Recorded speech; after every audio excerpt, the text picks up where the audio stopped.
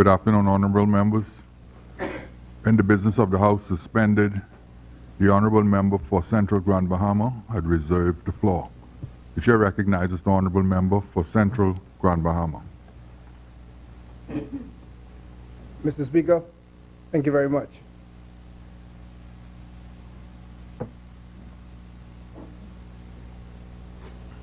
I stand here today by the grace of Almighty God and the support of the good constituents of Central Grand Bahama, undergirded by my immediate and extended family from the tiny community of Waterkey, that little hidden jewel on the north side of Grand Bahama.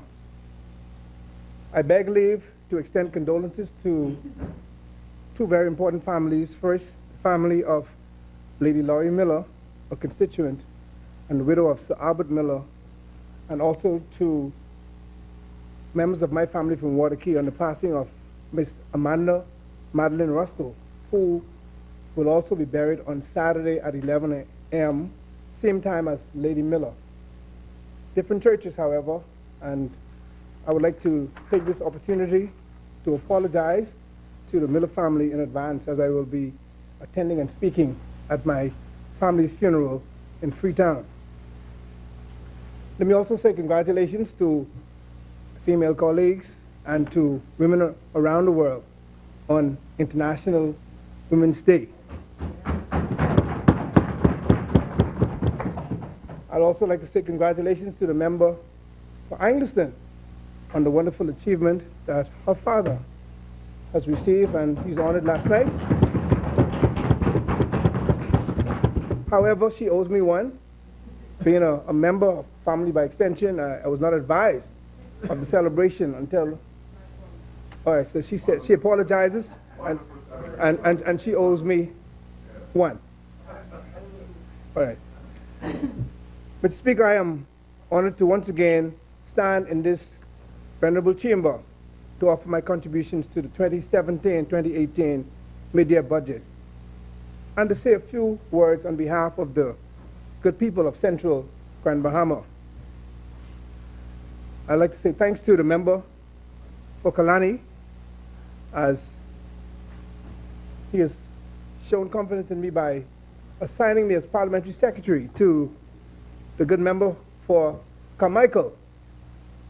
And I would say that I'm indeed privileged to be working under such a fine member, and I had so much to say about my senior minister. However, after listening to Long Island yesterday, he used every adjective, noun, verb, pronoun, proverb, Psalms, Revelation, you name it, to describe my senior minister. And the thing is, everything he said was true. And it's good when you can speak well about someone for so long and don't have to make it up to make them look good. So I do appreciate this opportunity. And to the good member, for Kalani, yes. For Carmichael, I'm not looking for a raise, but I'm looking for some help in Central Grand Bahama.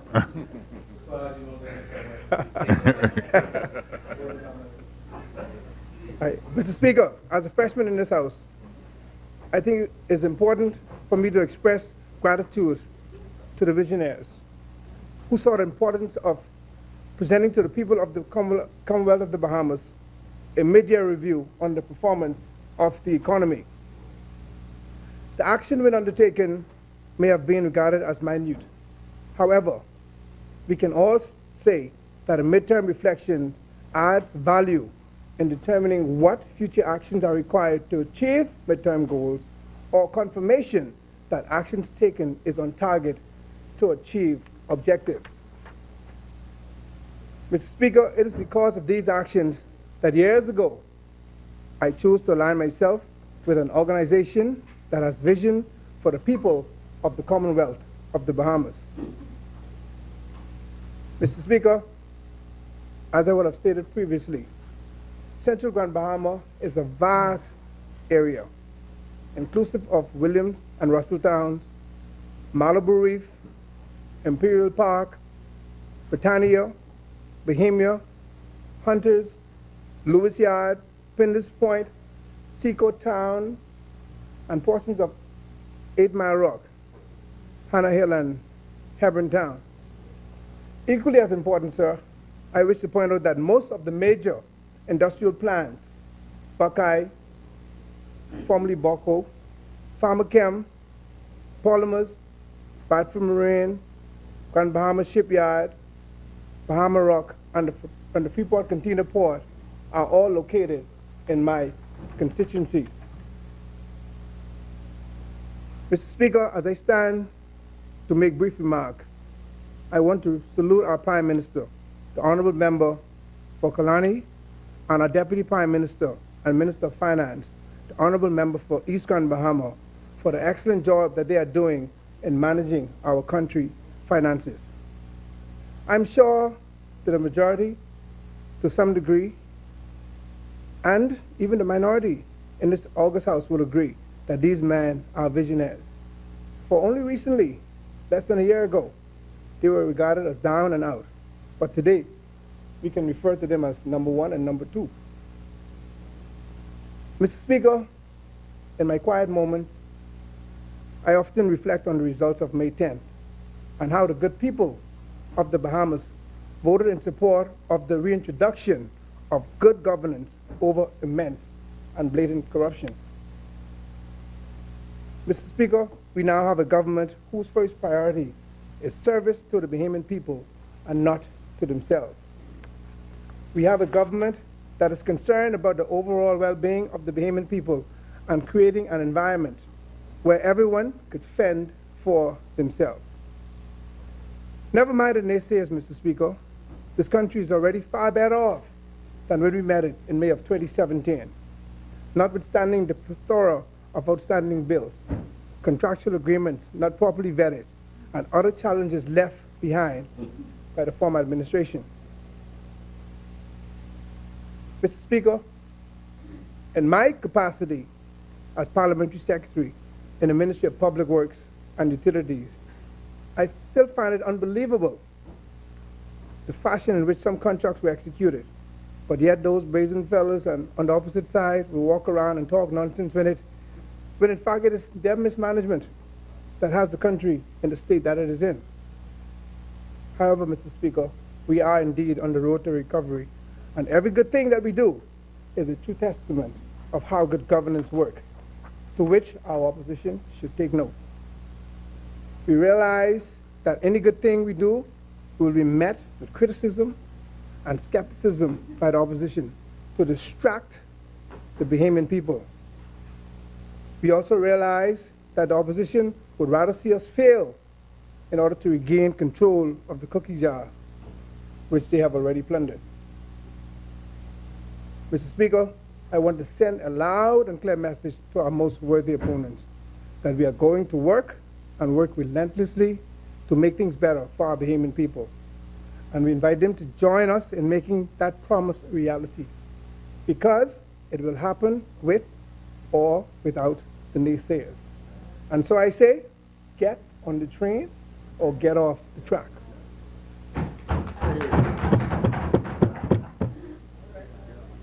Mr. Speaker, I am one who was impressed with the Finance Minister's remarks when he pointed out to this House that the country's deficit position has improved by 93.3 million when compared to last year. I congratulate his team of experts for their insights in moving the country to greater economic heights. And you know, as a freshman politician, I'm sure my colleagues can also testify that he called cheapness fiscal responsibility. And he has made all of us tighten up and really have a difficult time producing for our constituents with so much less. But we have to do what we have to do to turn this country around. You know, Mr. Speaker, the blind may not be able to see the positive economic change that is coming to this country, but I have no doubt that they can and they will feel it. It is worth noting, Mr. Speaker, and I truly believe that members opposite, and I highlight the good member for Cat Island, for I'm convinced that silently he conveys that the Bahamas today is on the right path and things are much better than they were prior to May of 2017. Mr. Speaker, because of our good governance and transparency. And some of us have indeed our voice again. No longer are we saying, I cannot speak to that subject matter, but rather the information given to me by this administration suffices me to speak openly on any subject matter. Mr. Speaker, I reiterate, and I want to be abundantly clear, that this budget review is an indication that the Minister administration is committed to a national recovery plan. We had to do more with less. With the sloppy hand dealt to us by our former administration, we have had to pull up our socks and make major changes with the view of having a brighter future. And right now, like the song says, ain't no stopping us now. We are on the move. So, if good news for the Bahamian people means bad news for a handful, well, get your hearts checked by Elizabeth. Or get your hearts checked by Kalani. Because more good news is ahead. Mr. Speaker, allow me to speak briefly on my beloved Grand Bahama, where sincere efforts are being made by this administration to ensure that the headwinds are removed and the ship can leave port. This is indeed Grand Bahama's time, and by extension, the Bahamas' time. We, as a responsible government, must finish capital works, projects like the Fishing Hole Causeway, well underway. The Smiths Point Defense Seawall, scheduled for completion this May. The government complex in 8 Mile Rock, scheduled to be completed during the last quarter of 2019, while work on the primary school in Holmes Rock is also progressing very well. I also wish to point out that the long-awaited repairs to the Garnet-Lavarity Justice Center and the General Post Office in Freeport will soon take place. Mr. Speaker, in Grand Bahama, I must point out that active studies are underway to arrest coastal erosion by constructing seawalls along strategic locations of the southern shores of central Grand Bahama and the repair of coastal roadways washed out by hurricanes. West Grand Bahama is also to receive a public dock and seawalls, and I will allow the good member for West Grand Bahama and Bimini to speak more to that and to provide more insight. As I stand here, sir, I must speak to the now well-managed minor roof repair program currently underway in Grand Bahama, recently handed over to the Ministry of Public Works and Utilities. Checks are presently being disbursed to homeowners who received damages, who reported them, were evaluated, and provided the necessary documents. Over 6,000 complaints were made. Assessments have been carried out and are still being executed. Unfortunately, to date, only about 550 homeowners have complied completely. I want to implore all Grand Bahamians that we are doing our best to bring relief. However, we need you to help us to help you. Once requested, please provide us with your home ownership papers or a certified affidavit. Once the documents are processed and the check is ready, the unit will contact you. We will call you to collect your check. Please wait for the call prior to coming to the Ministry of Works to collect your check, because if you didn't get the call, there's no check there for you, and you're going to be frustrated. So please wait for the call. I am again encouraging homeowners and all of us Bahamians alike to be responsible. Let us fix our homes, build them properly. Let us follow the building code. Let us be fiscally prudent and insure our homes. This is necessary because, based on what I'm seeing now, this program cannot be sustained by the Bahamas government. It is not fair. So we need to be responsible. The government cannot sustain this program year in and year out because storms are now more frequent and we're experiencing these damages. So please, do the right thing, help the government, and in turn help the country. We are also excited about the possibility of fully reopening the Al-Ukai resort properties and sending hundreds of people back to work. You know, I look forward to, once again, experiencing thousands of Bahamians and tourists alike enjoying the Lucayan Strip, inclusive of the Port Lucaya Marketplace. I travel a lot when I was an athlete, and right now also having to travel from Freeport 2-3 times a week for work and do a lot of flying. And I can tell you, I'm looking forward to the day when I jump on a plane in Freeport and I hear the pilot say, "Ladies and gentlemen, this is your pilot speaking. We are number 10 for takeoff." I look forward to the day. It means that we will have a lineup of planes at the airport. That is one inconvenience I'm looking forward to. I look forward to it. I look forward to ships being lined up in the harbor of Freeport, waiting to get in. Because of, that's good inconvenience. Good inconvenience.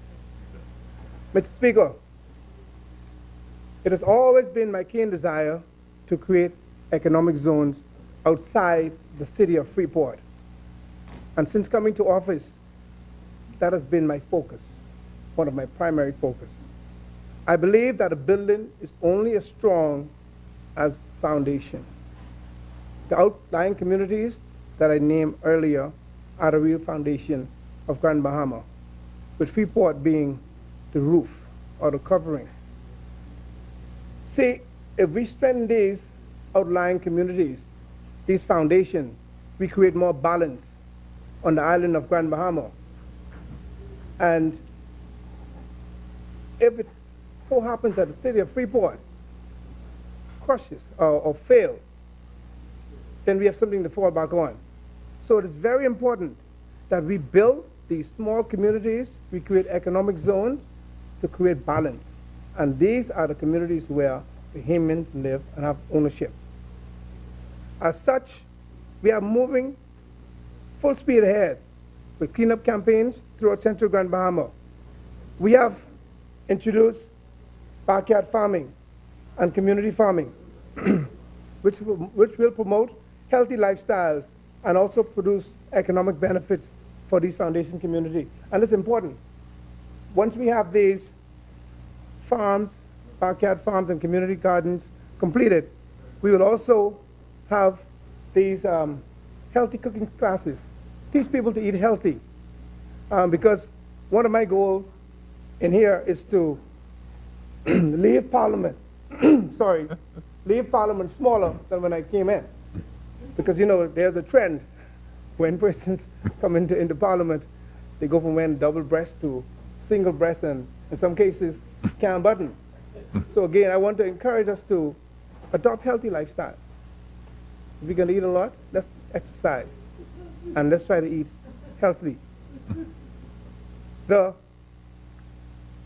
community farming program, again, will provide economic benefits because not only will you be saving on certain bread basket items, vegetables, herbs, etc., you will also given the opportunity to have farmers market in our communities. We are also looking forward to having produce stores owned by the locals in these outlying communities.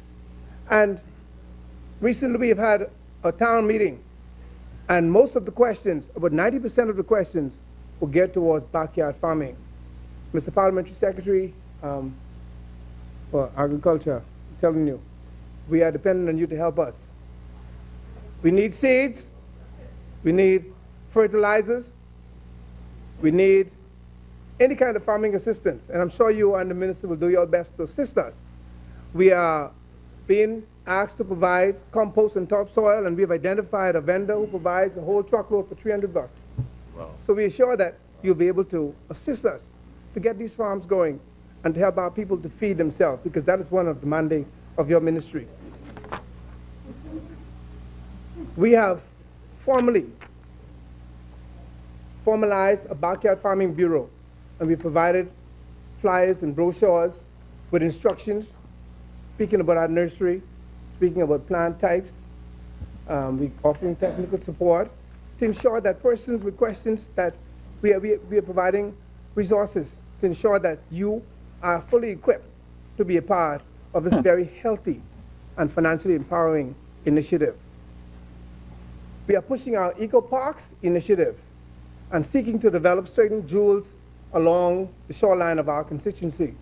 We have in turn also started an Eco Farm, Eco Park Authority, headed by a chairman, Mr. Ricardo Adderley.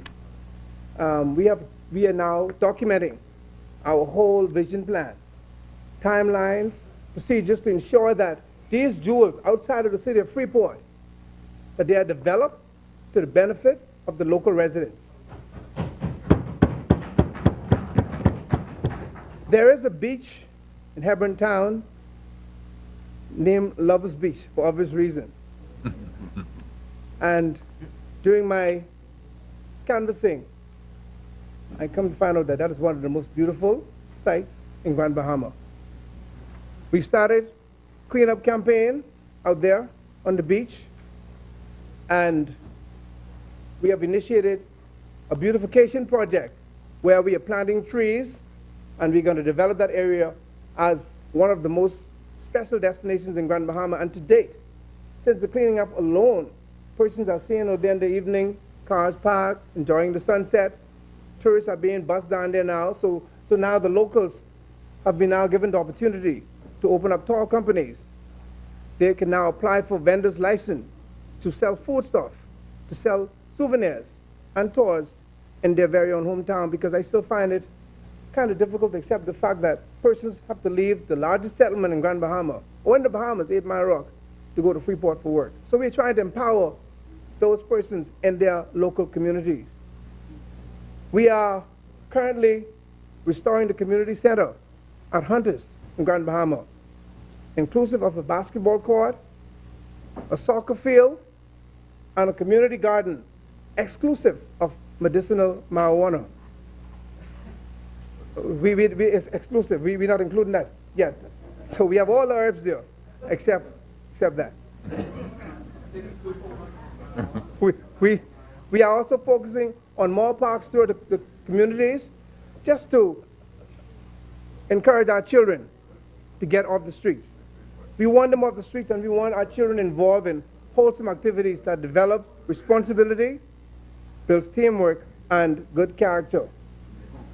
Mr. Speaker, the message that I want to send is clear, and it is that Grand Bahama is open for business, not just for the city of Freeport, but all of Grand Bahama. Yes, yes. I know that we have some work to do in this regard, and I'm pleased to outright say, Mr. Speaker, that the Oban Energy decision to construct a more than $5 billion oil facility in East Grand Bahama is a step in the right direction. And that will be properly done, and more will come on that at a later date. Again, here we have seen the opportunity of putting hundreds back to work and helping to create a stable economy with new homes and new spin-off opportunities for the Bahamian people through the purchase of local goods and services. Yes, Mr. Speaker, we have begun to attract new industries and investment to Grand Bahama. We believe also that Grand Bahama shall evolve from the industrial center to a center of industry and innovation. And yes, we agree that the technology industry is the natural evolution.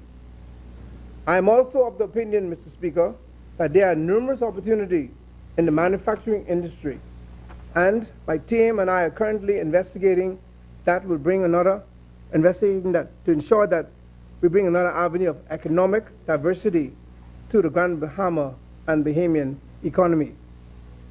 Grand Bahama, as you would know, has the infrastructure. We have the proximity, as we are closer to the United States of America, and we indeed have a prime minister and people who are hungry for improvement and willing to embrace industry and to make that island a technology hub. The Minister of State for Grand Bahama is in the U.S. as we speak, promoting the island of Grand Bahama. Yes, Mr. Speaker, the message here is Grand Bahama is open for business, and I thank this government from the bottom of my heart for its efforts. Mr. Speaker, in my final remarks for this mid-year budget debate, I wish merely to conclude that in the short period that the Minutes administration had been at the helm of governing this country, much has been undertaken to move the country in the right direction. Considering the myriad of challenges that the Bahamas was and is exposed to under the previous administration, I am further convinced, considering the vision of this administration and the strong desire to bring about positive economic, social, and environmental changes, that the country, and being mindful of the recent report by the member for East Grand Bahama, and with the help of the Almighty God, the Bahamas is on track to achieve the objectives of this administration. My fellow parliamentarians, Mr. Speaker, may God bless you. God bless Grand Bahama, God bless Central Grand Bahama, and may God indeed bless the Commonwealth of the Bahamas. Thank you.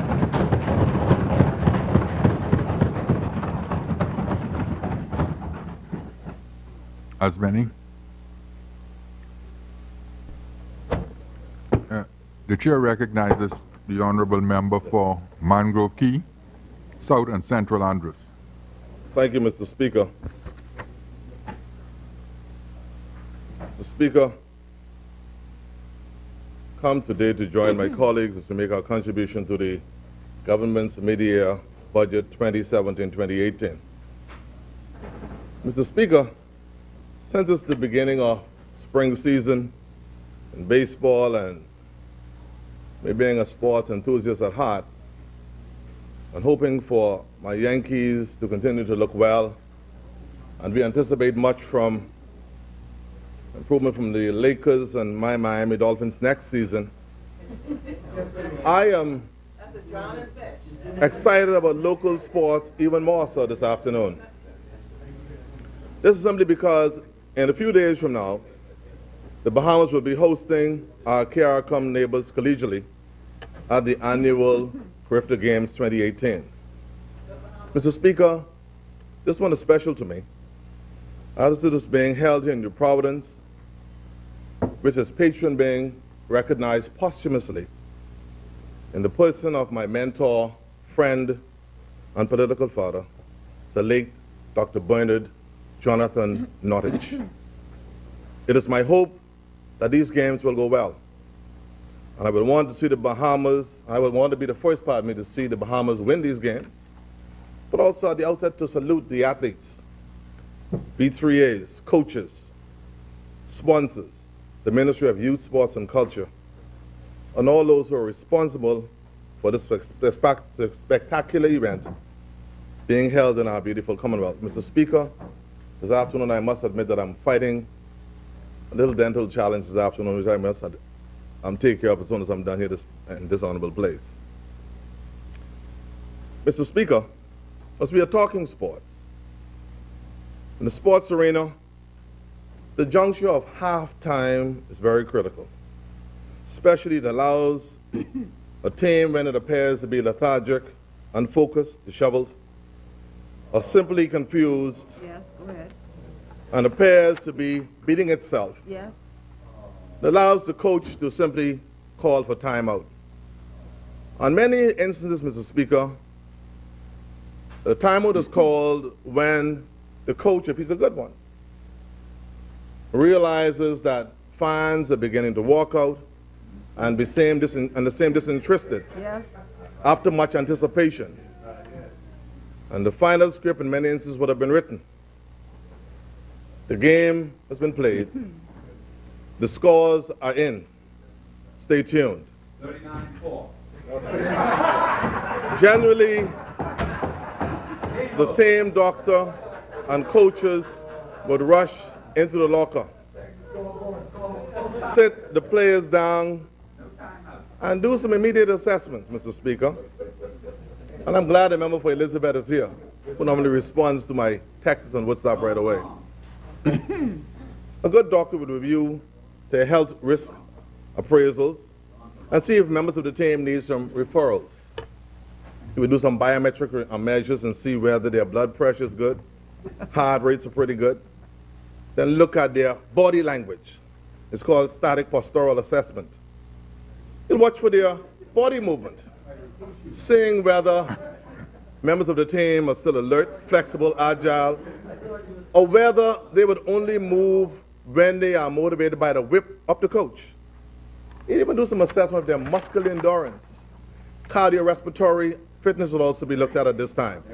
Look at the gym, see whether the gym is too hot, whether the issues that are facing this team is leading to fatigue and becoming real problematic going forward. According to the Sports Journal, these signs could be calculated and assessed only by a watchful, honest, credible, but good doctor who is observant and not asleep at the wheel. If the team doctor is asleep, dog eat your lunch, Mr. Speaker. The team would simply have obvious trouble due to mental abeyance or fatigue, physical disequilibrium, or performance impairment. If the team's doctor is giving poor advice, it is simple, Mr. Speaker. Bush crack, team gone. Mr. Speaker, the general focus of a national budget is that of reallocation of resources, reduction of inequalities in income and wealth in the wider society, economic stability, management of public enterprises, economic growth.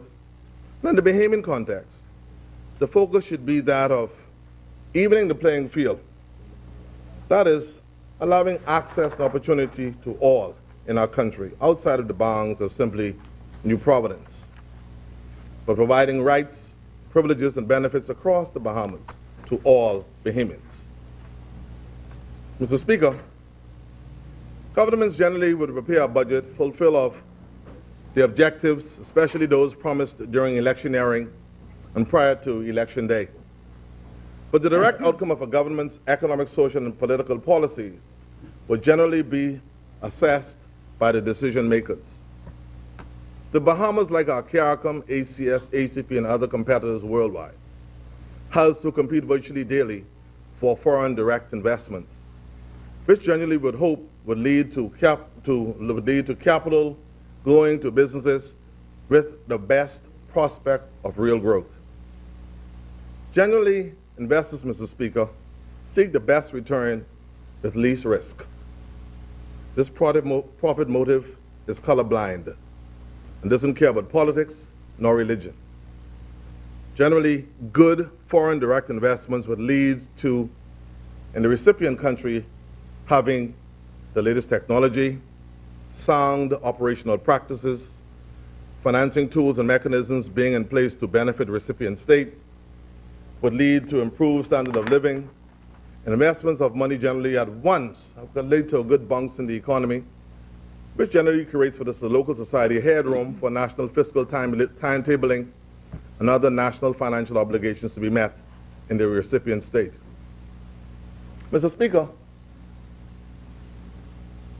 that was the hope and anticipation of which thousands of Bahamians just over a few weeks ago would have had when the Honorable Member for Kalani stood in this honorable place and presented the OBAN's heads of agreement for the construction and operation of a multi-billion-dollar oil refinery and liquid bulk facility in East Grand Bahama, with the projections of some 1,000 construction jobs, 600 permanent jobs, and other spin-off jobs, etc. Mr. Speaker, after the member for Kalani and Prime Minister would have gone to Commonwealth heads of government meetings, CARICOM, and other such forums in more recent times, extolling the virtue of transparency and accountability, and speaking to the issue of alleged corruption and other corrupt practices of past administrations and the kind of business opportunities they wouldn't want to see connected or being brought to the Bahamas, here we are today. This Prime Minister, one Mr. Peter Kruger, Cabinet Secretary, Deputy Prime Minister, and a gleeful cabinet, all would go across to the Churchill building in this hallowed square. Cameras in tow, all in place, only to learn within hours that one Mr. Krieger did not sign, or a Summers alleged did not put his own name on the paper he just signed in front of the world.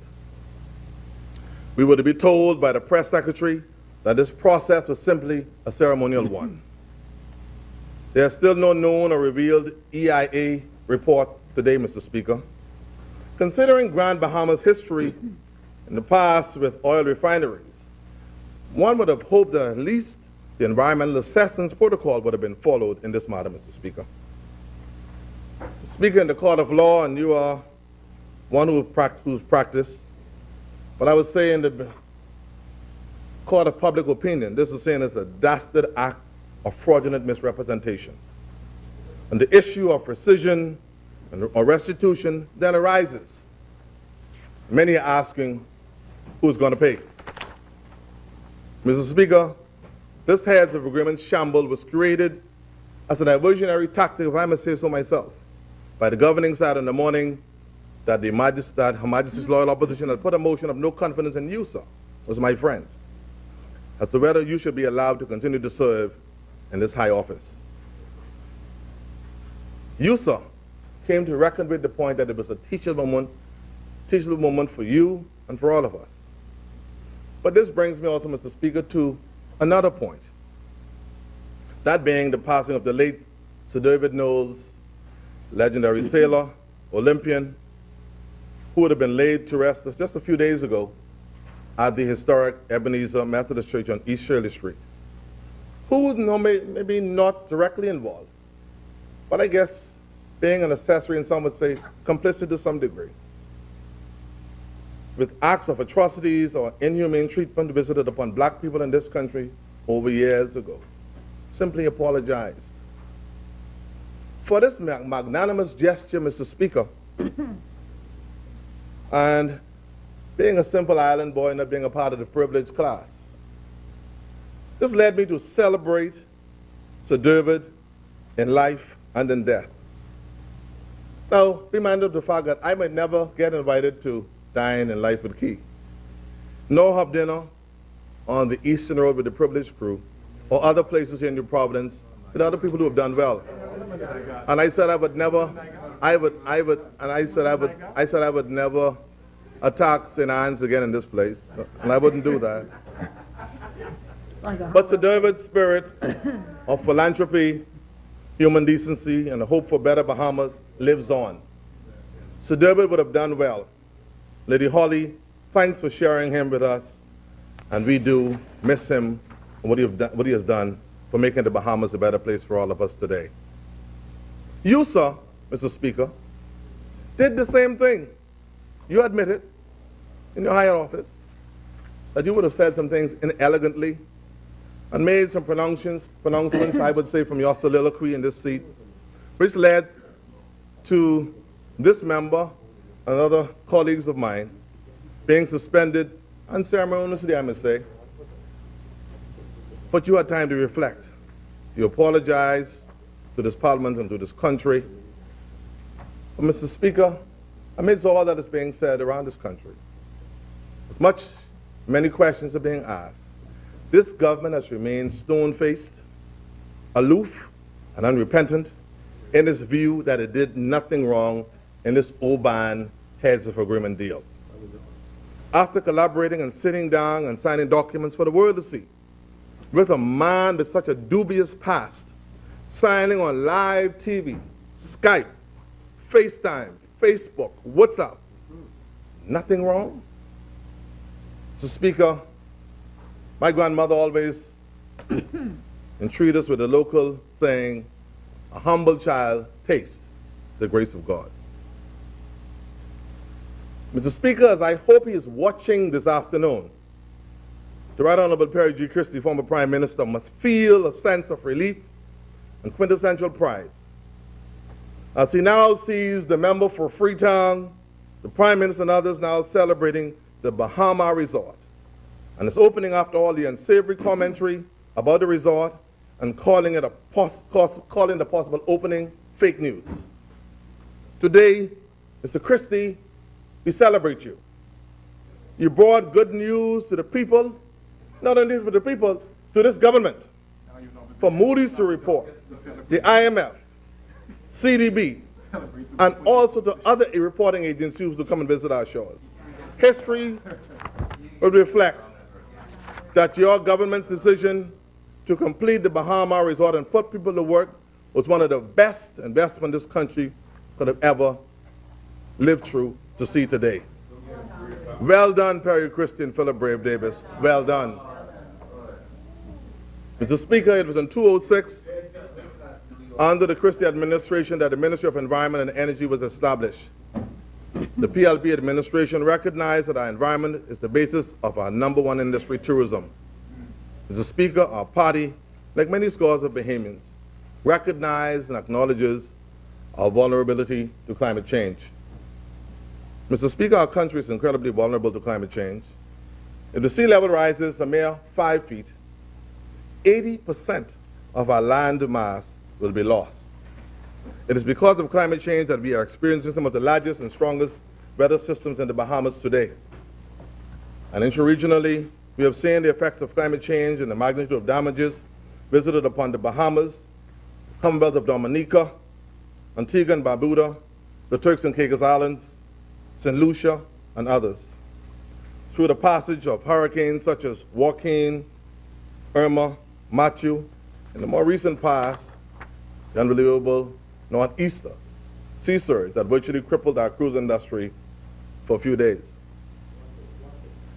Mr. Speaker, our contribution to greenhouse gas emissions on the global scale is considered negligible, but we must be a part of the solution, not a part of the problem. We know of the challenges with our dump site, and its remediation is something that we on this side are very concerned about, and we support the minister and his ministry in all of his efforts. The Bahamas Parks and Public Beaches Authority must remain robust, Mr. Speaker.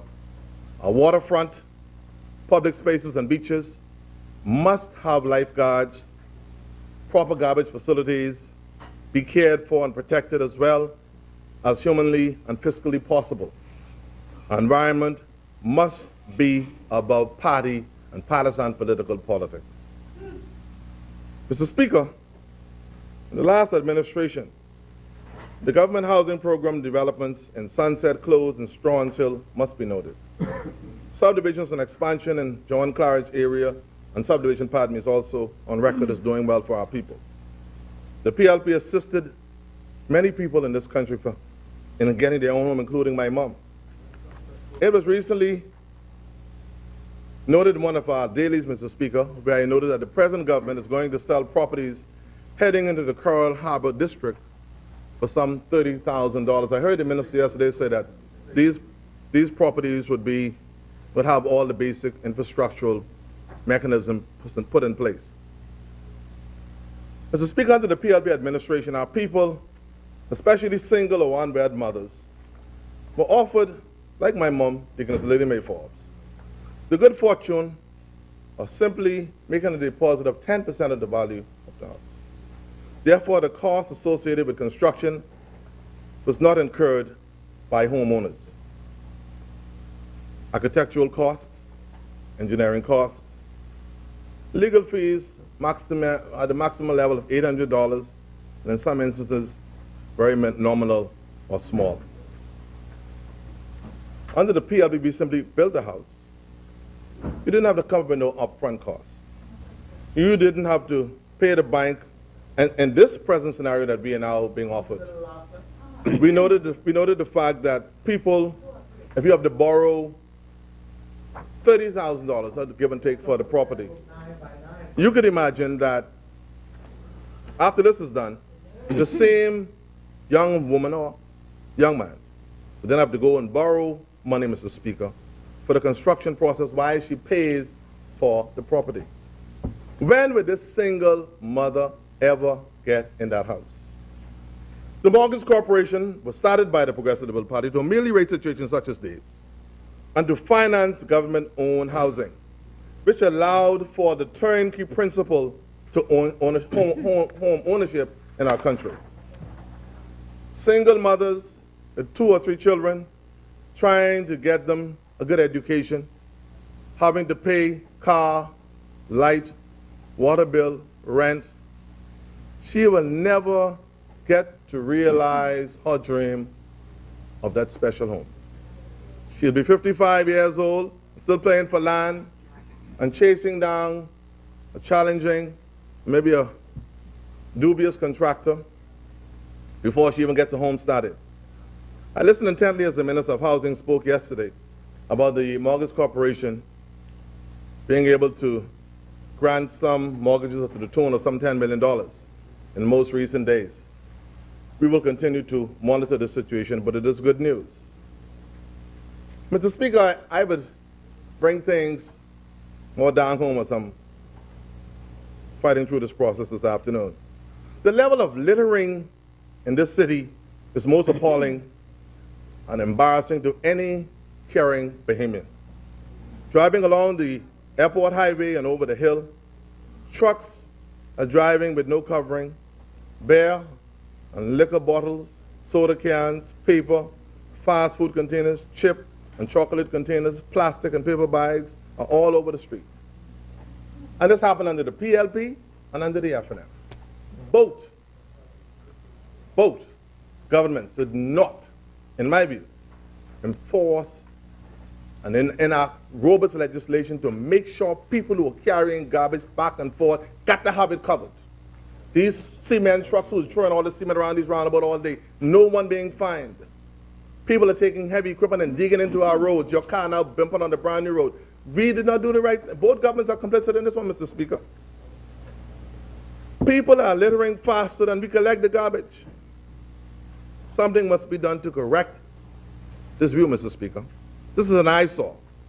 I would like to commend the member for St. Barnabas for his recent efforts in trying to clean up the inner city. But our people need to have a sense of community pride. Him and his staff alone, I drove over the hill this morning. I'm that kind of fellow. And I commend him publicly. Unlike others who are afraid to call their name across the floor, I've been there a little while, man. I ain't scared. That's the difference. So I can stand up and say some things in here. Me and the Prime Minister came and banged in the front at the same time, the same day. I'm a senior man in here, man. I can talk.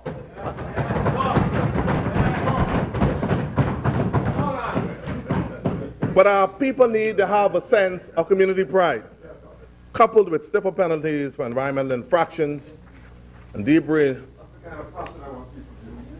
being filtered all over our streets. Therefore, our thoroughfares and our side streets will look better.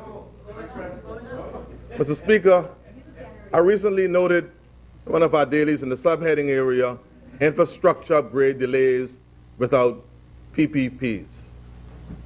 I noted that the member for East Grand Bahama, who has been most gracious to me in more recent times, has noticed as saying that the government has hired the Caribbean Development Bank to help develop a properly structured legal and risk management framework for PPPs after several such arrangements could be entered in, several such arrangements entered into by his predecessor were placed on hold. Mr. Speaker, at this point, I must turn to my constituency as time is going quickly. Our people need help. I listen to these reports, but the reality is the Bahamas is beyond the Nassau, and he's from East Grand Bahama. And the fact of the matter is, Mr. Speaker, we need to continue to look at the Family Islands, especially in a very direct way. I move quickly to Mangrove Key. Mr. Speaker, the government's clinic construction process is very frustrating and continues to challenge the community of Mangrove Key. And also challenges me personally to go to the island community of Mangrove Key and to see the contractors are virtually sitting, being turned around according to reports. Nothing is happening. Mr. Speaker, we need the clinic in Mangrove Key to be completed. Mr. Speaker, as a member for Elizabeth and Minister of Health grapples with funding and other fiscal constraints, we want as ministry to understand that we have been most cooperative and understanding on this clinic matter in Mangrove Key. And if primary health options are not available in Mangrove Key, Fresh Creek, nor South Andros, we will have more persons having to be flown into New Providence for basic healthcare options. We are seeing a doctor and getting a bed is very difficult or virtually impossible at times under the present circumstances. Mr. Speaker, I know this is virtually a sidebar. A member for North Abaco would understand. Some would call it an obiter. Seabreeze is in the corner heckling me a little bit today. But this will be a little obiter because it was mentioned to me by, a senior physician. He said to me, "Have you ever heard about Physicians Alliance?" I think it was the agency he mentioned to me. That's the name of the company and leader. So you ever heard about Physicians Alliance? I said, "No, sir." He said, "But maybe ask about that when you stand up again now." So something asked, maybe that's why you don't have been up there in the hospital. I said, "Whoa." But I thought I should say it openly.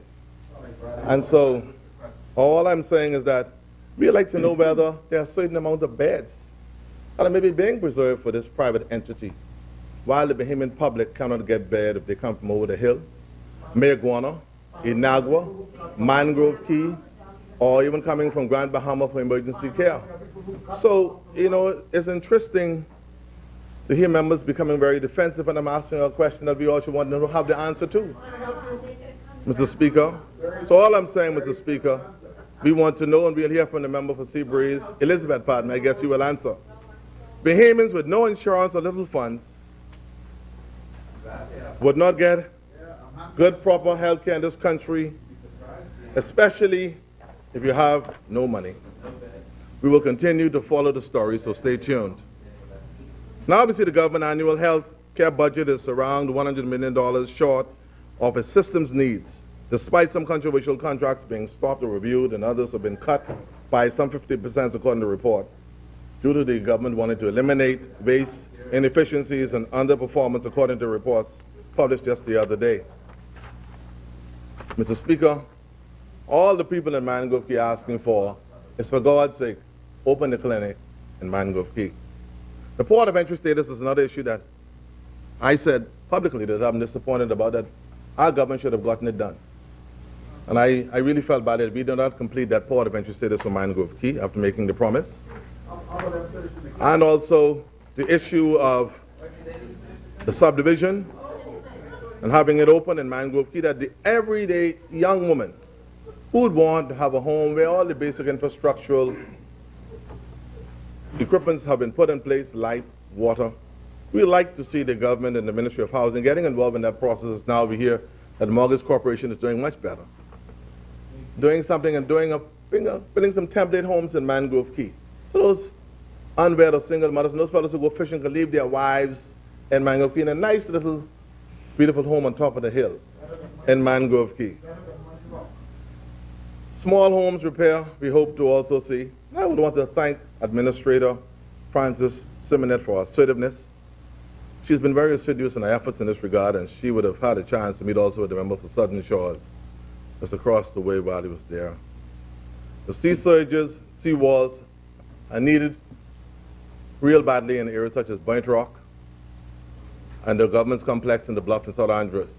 I was just home the other day and viewing the community with Chief Councilor Zebedee Roll, and to see that the areas that we would have gone, what we call the Bay, in New Providence, the member for Mount Moriah, who grew up for the most part in town, they would call it the beach. We call it the Bay. That's down home.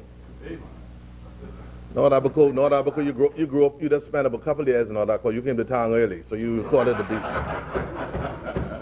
So you call it the beach. I call it the Bay. So what I'm saying is that the grape tree is virtually in the sea. You can see that the shoreline eroding. By Brother Charles Miller and Kempsville, you can see the same. We need some help. We need to have seawalls. And these are some pretty long stretches. But I am asking the people's government to step in and to give us some help. We need to preserve and protect our shoreline in our community of Andros. We're not asking for much. We're just asking for a little something. For our people, I'm asking for my people's sake. So we need to preserve and protect our community. Mr. Speaker, the playing field at the high school is another thing we need to complete. I want to say thanks to Mr. Major. It's progressing pretty well, but it's time for it to be open. And in areas such as Mangrove Key, as we are thinking and contemplating about giving them full status as a port of entry. Maybe expand or give them a new terminal. You were there the other day, Southern Shores. So we need a proper terminal in Mangrove Key as in Congo Town. I mean, I am saying that the government, I would support it. We need to have a template. I don't say nothing like out of the woods, no bunch of money. But I mean, there should be a standard-looking airport across the Bahamas, Mr. Speaker. Not somewhere when you go down for a funeral or one or two places are down, the airport is too small. Look at what North Abacoa. You know, I don't like. That's you know, I would want to say that, you know, I would want to say that North Abaco, you can smile, you can feel better this afternoon. You've been well taken care of. All I'm saying, let a little something flow to South, Andros, and Mangrove Key. That's all I'm asking you, sir. We need a technical facility, Mr. Speaker, also in Mangrove Key. A very industrious group of young people, entrepreneurial, grouping in Mangrove Key, young fellows who work hard. All the young women who are there also. I think Elliott Grain's hotel that is not being utilized would be a good location for something like that to get started in, where our young people could learn how to do bone fishing, the Bahama Host program, culinary arts, basic stuff as tiling and plumbing could be done in the community, because most of our bone fishing lodges are pretty full. And our people know how to need to do basic stuff. And I think it would be good to empower our people also. Not everyone want to come to New Providence when they're done with high school. A lot of our young men. I think it gives them an outlet. Local government in our district, Mr. Speaker, like in many others, are challenged financially. Chief councilors having to decide whether they're going to pay the young lady who cleaning around the place, give her a couple dollars, or whether they're going to pay the team who's collecting the garbage. Minister of Finance, Southern Shores, you could only be facilitator, I guess, in this one, but I'm asking him directly. We need some help in the Family Islands, Mr. Speaker, with further allocations in these Family Islands. Zebedee Roll this afternoon, my chief counselor, David Nemore. Or we would talk about Reverend Keith Robinson and Mango Key. They all need some injection, a couple dollars more to make local government work in these Family Island districts. And I must know this afternoon, Mr. Speaker, as I'm standing here for the member for Elizabeth to take note of, that the doctor that is now in South Andros and Mangrove Key will be leaving this week. So we'll have no doctor in Mangrove Key nor South Andros once again. Mr. Speaker, we will have no doctor as of Friday in Mangrove Key nor South Andros. Mr. Speaker, these are challenging times. In South Andros, Mr. Speaker, I must say that I'm heartened that the member for Long Island in his absence, a young and budding politician who waxed eloquently yesterday and saying what he had to say yesterday. No, I won't say he waxed, yes. I won't say he waxed, I would say he waxed eloquently. And what he said yesterday, and also I hope that, you know, when I looked at the report, taking a cursory glance at it, know that how things would have been said about my leader. But the most hurtful part is when I saw the photograph of his mom in that report. When having his mother picture in an obituary, in that report by a noted and reputable international accounting agency. That is the lowest of the low, in my view. But I'll say more a little later on that. But all I'm saying to my leader is to be comforted by the fact that what goes around comes around. And it's very unfair what was done to the leader of this party, because at the end of the day, we wanted to have a different kind of temperament and understanding across the board in this parliament. When you're going to go to those kind of levels to besmirch somebody's character, belittle them, I think it's most unfair. But I say to the member for Cat Island, Rumpkins, and Salvador, hold your head high. You're going to be just okay. We anticipate the day when we can have intra-island ferry services between Mangrove Key South and Bering Point that connects north into Central Andros. The mailboat service continues to haunt the community of South and Mangrove Key. I don't know, Mr. Member for Southern Shores, you know you were there just there the other day, I mentioned. We didn't have mailboat services in the South Andros for almost 3 weeks the other day, Mr. Speaker. That means virtually nothing is on the shelves. Persons having to import basic food stuff on the plane. It's very expensive. My community is relatively very young or relatively old, you know. So, Mr. Speaker, the issue of mailboat services and it being continuous and reliable. It's a challenge for the community of South Andros and also for Mangrove Key. And it's something that I would be looking into with the minister directly, but I want my people to know that I put it on record, that we are looking into this matter, and there must be continuous mailboat service to the family islands. If you don't live in the family islands, you don't understand the challenges and you don't empathize with their plight. When the mailboat don't come, it affects a lot of people. Has a lot of import and implications for these family island communities. And so sudden choice, you must help me. I helped you. That's all I'm saying, you must help me. My people. What's Sidney Colley signed?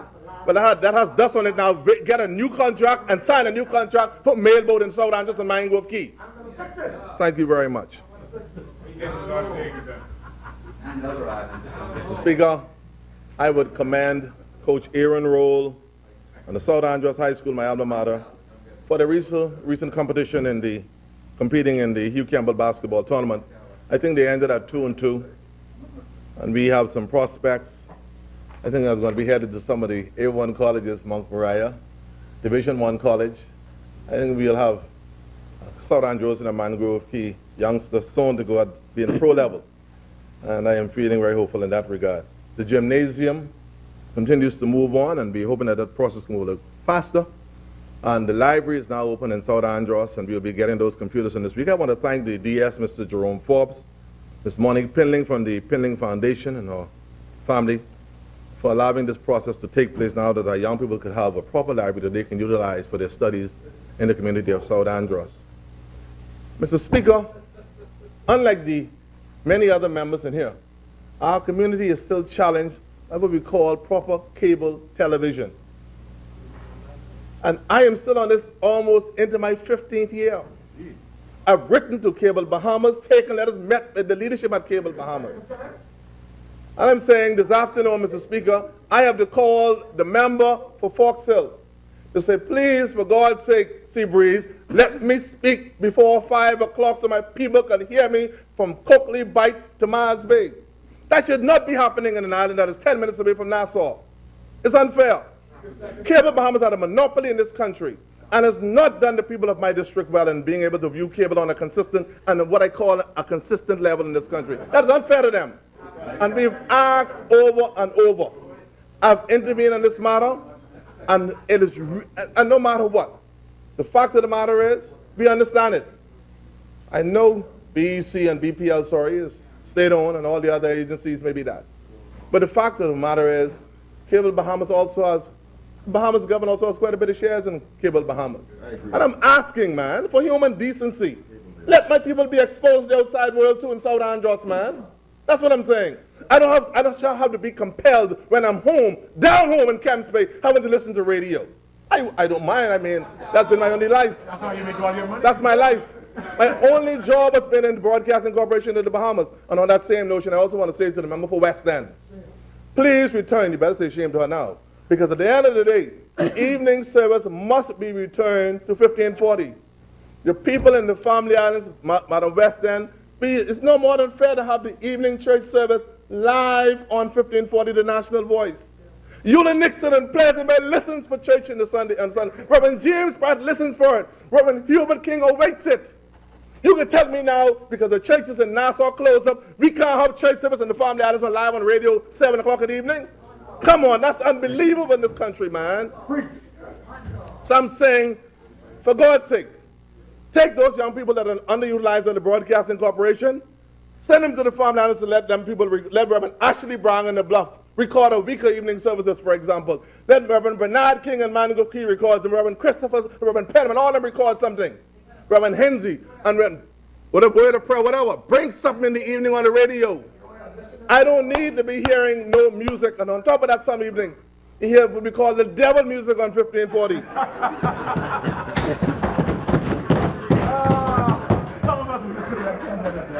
Now, you know, in the name of full declaration, full disclosure, I played some of that devil music too. It made me who I am today, the hometown boy, and Senator Morse would have been there putting in the plug for me to play that devil music. But here I am today, but for the grace of God. So what I'm saying, we want the evening service returned. And I ain't waiting on no more Christian council like that. Get the evening service back on the radio for the people in the family. I don't hear in Nassau. I listen to 1540 every evening. I came through that, man. Only my life, all my life I've been in Zadanas. And all the family, I listen for it. You know, this is real talk. Mr. Speaker, you got to help me, because I just help you. You're my friend. Speaker, I can't talk to you from that high chair, but I know you understand what I'm getting at.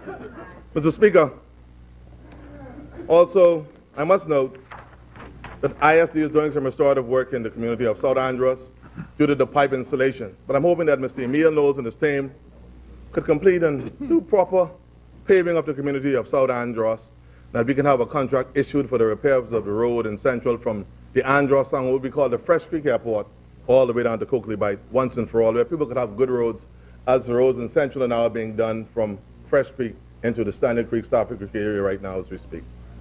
In the community of Central Andros, what we call Fresh Creek, an airport terminal is really needed. It's now the busiest hub in Andros. And there's been much talk about it over the years. And we are still awaiting the opening of the sparkling new office of the Prime Minister in Fresh Creek, Andros. We are waiting with bated breath for the office of the brand new Prime Minister's office overlooking the hill in Fresh Creek, Andros. And fate would have it that as soon as I'm speaking about the office of the Prime Minister in Fresh Creek, the beloved Prime Minister, member for Kalani, walks in. The issue of land title and clear title is a major concern all over Andros. People cannot repair or do renovations, Mr. Speaker, to their homes because they can't come to the bank and borrow a couple dollars to have no proof of land. It's still a challenge. Mr. Speaker, all that land we got in Andros, in the bluff, young people are being held hostage. All over Blanket Sound, Stafford Creek, Standard Creek, Mangrove Key, Little Harbor, Pete's, Pinders, Grants, all over. Can't get clear title for land. We got to find a way to fix that. All them papers standing down there from Crestwell, stir up them time. Now my good friend Jack Thompson is there. Let's stamp a couple of them, man. Don't wait till the election again to stamp a couple again. People are tired of that kind of old game. That's old game, man. You know, and so we got to go beyond that now. Mr. Speaker, that's old 20th century politics. I had no chance to stamp any. I would have been glad to do something, to be honest with you. Mr. Speaker, let it be known that we are not accepting no investors or venture conservation group who are going to be coming to build in no part of Andros, downstream or upstream, on our wetlands and on the shores of Andros under the name of conservation. It ain't happening. To speak up, we are tired of people coming into the community of Andros, building on our banks, coming in to exploit our community. Our people must now be a part of this process. We must have equitable interests in this process going forward. You're not coming nowhere in Fresh Creek, or Blanket Sound or Stafford Creek, Deep Creek or Little Creek, or the bight between Mangrove Key and South Andros, and building anything else unless the Androsians are part of this process or part of the discussion. The same way they could do it in Grand Bahama and Abaco and Long Island, they could do it in Andros. They could respect our people. Time gone for that. Our people now got to be turning and looking to the rising sun. It's Andros time now, man. That's what I'm talking about.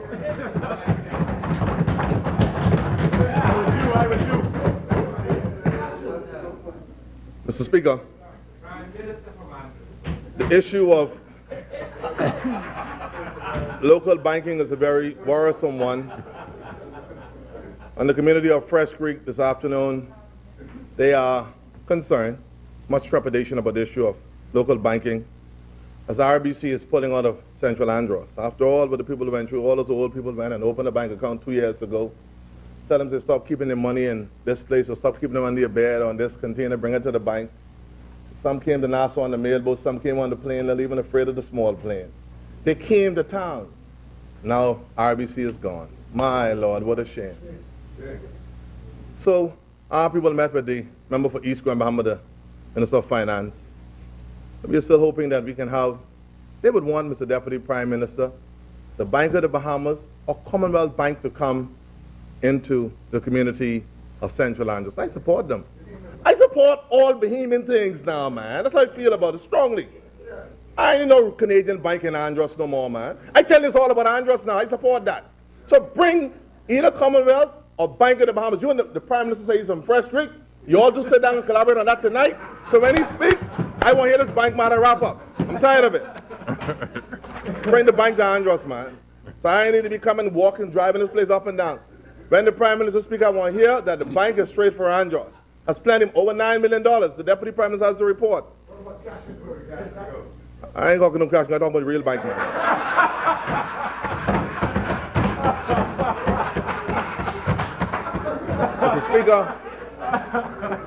Mr. Speaker, I would publicly like to applaud the efforts of Mr. Arthur Brown for investing in the community of Andros.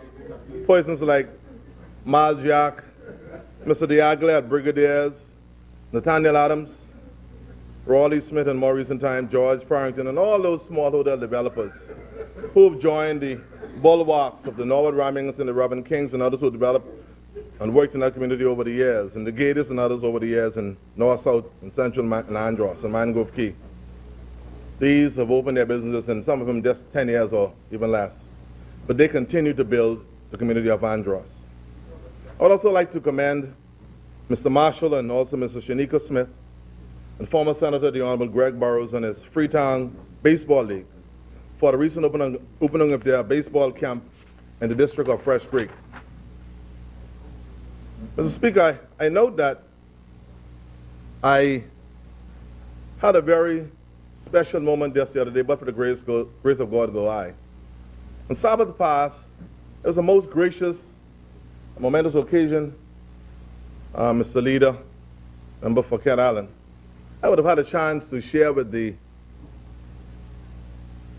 High Rock Seventh-day Adventist Church community, Pastor Jeremiah Duncombe, Elder Charles Miller, Preston Johnson, Howard Raming, and others, and to participate in the feet washing exercise. But most importantly for me, what is so remarkable about that occasion was that Pastor Jeremiah Duncombe, Mr. Forbes, delegated himself to washing my feet, and I'm reciprocating.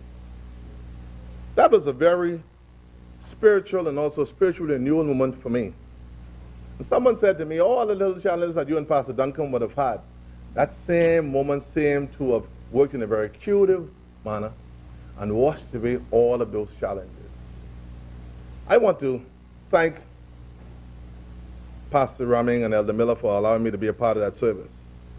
Pastor Jeremiah Duncombe has been and continues to be a godly man, past president of the Bahamas Conference of Seventh-day Adventists, who is now moved home to the community of South Andros.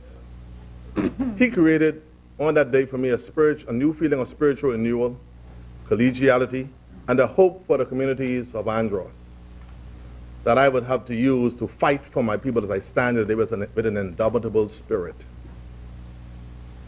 I'll be hesitant to say, I'm a bit hesitant, pardon me, to say, but I note the fact that I feel compelled to say to the member for East Grand Bahama, I admonish you, sir, to listen to the advice the IMF, World Bank, CDB, Moody's, S&P, that is Standard & Poor's, the list goes on. But heeding their advice in blind or outright subordination is another matter. Be mindful of the fact that if the books are looking good and our people are still hungry over the hill, trouble in the camp. East Grand Bahama, Kalani by extension. If the books are looking good and the people are getting laid off, or contracts are not being renewed in our fair Bahama land, it's going to be a time of tension in the wider Hayman society. If the books are looking good and the roads are not paved, and people as they drive or traverse the streets of the communities of Andros, New Providence, Mayaguana, Inagua, Long Island or Eleuthera, having up to 2 flat tires a week, axles broken twice a year, those books and their records could all go to naught. If the books are looking good and we can't get hospital beds and medication as promised by the people's government.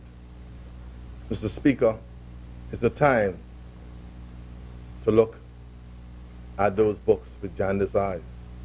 If the books are looking good for Moody's and Mangrove Key clinics and docs are not completed, if the books are looking good, we can't get a good terminal for the busy community of Fresh Creek, what's the purpose to the people of our dear Bahama land? If the books are looking good and the people cannot get consistent mailboat services to bring the bare essentials to the communities of South Angeles and Mangrove Key, the people will simply say, Mr. Speaker, I want to say, they'll say, the hell with the books.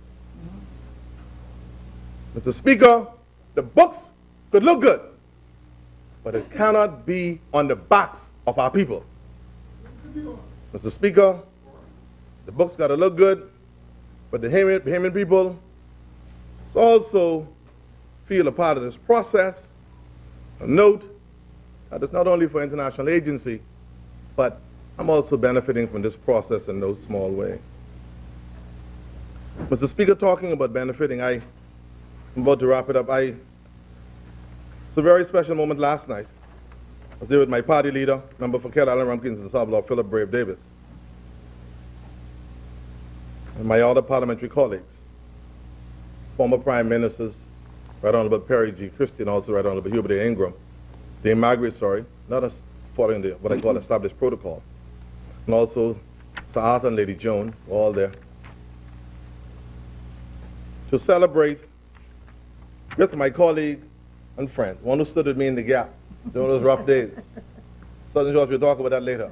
But she stood with me in Marco City. At the feast, I always stand with her. I've only half returned on her one time, but I came right back. I said, interesting point. I said, you know, since you're talking real paper, I went, okay, let me go down home. I went, full disclosure, I went Katie Corney on her one time and I came right back. That's down home.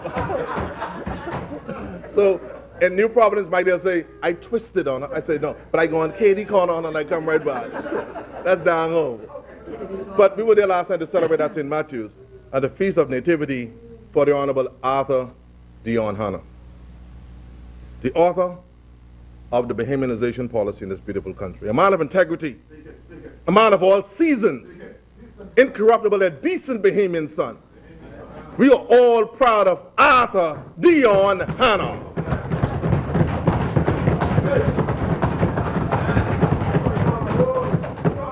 As I looked at AD last night, my heart became full because I realized that is not the same man who I saw, who gave advice, and also always had a little enlightenment, jocular at times, very much so jocular, but gave good advice.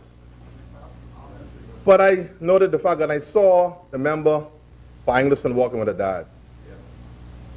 I had to hold back my tears last night, because this is a man who fought for this country and all the chips were down, and a man who left public life with his reputation intact. Yes, yes, yes. And I would want to leave the arena the same way Eddie would have left, with my reputation intact, so I can walk down Bay Street and all they can call me is the hometown boy. Eddie would have done well. He's still there, 90 years old. Today, if I were in a Catholic church last night, we would sing that song, Hallelujah, Hallelujah. I love that song. Hallelujah, Hallelujah,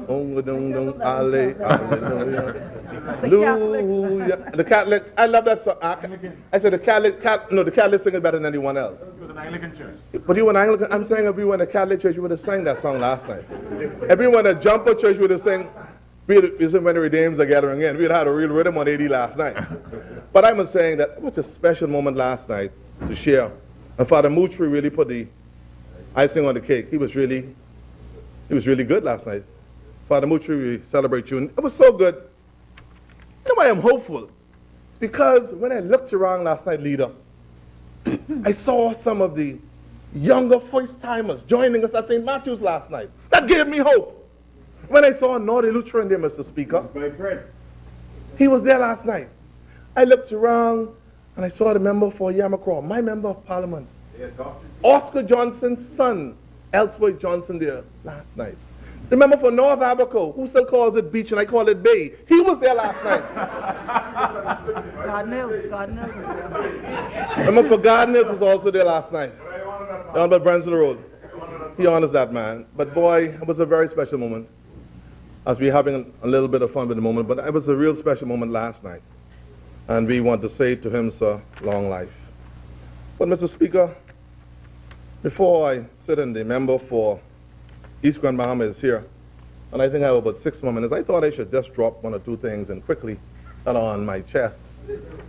This issue especially dealing with contracts and being given, especially for the insurance industry, and the report from the Water and Sewage Corporation, and that Sunshine Insurance being named. So, Mr. Speaker, we all know who owns Sunshine Insurance, and the list goes on. But my God, I mean, when the Colinas and other people get these same contracts, no one even says anything in here. These people have been getting the insurances before we were born. How long? I mean, what it is to have someone else get it? That bothers me, and it's a big issue. And there's no tendering for them to get it. They just get it. Who are the somebody else's though? Insurance management? Isn't, you know, all these other people, they get it. Don't call the name, but you know. Insurance management, all of them, they get it. They're financiers. But at the end of the day, if Sunshine Insurance gets it, it's a big issue. And I could go down with another thing. I listen to the member for East Grand Bahama, and I can say this one. I ain't consulting nobody on this one. I was a little taken aback because the former member, this former member, supposed to member for Carolina, Rumkinson, Salvador. This former member is much aggrieved. I spoke to him the other day, and I listened to the Deputy Prime Minister member for East Grand Bahama talking about members who got these contracts for X amount of years. The premises were not even occupied, and the governors got to pay these monies out to these people. I'm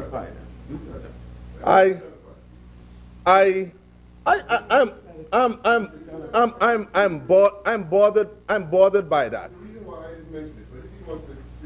There's a reason why I'm bothered by that, because it was one of these same persons who spoke to me, Marco City, who would have made it possible through his open support and breaking political protocol, who made it possible for Kalani to be here today. When it wasn't popular to do it, he stepped out of the lines of his own party and went in a public park and supported the member for Kalani.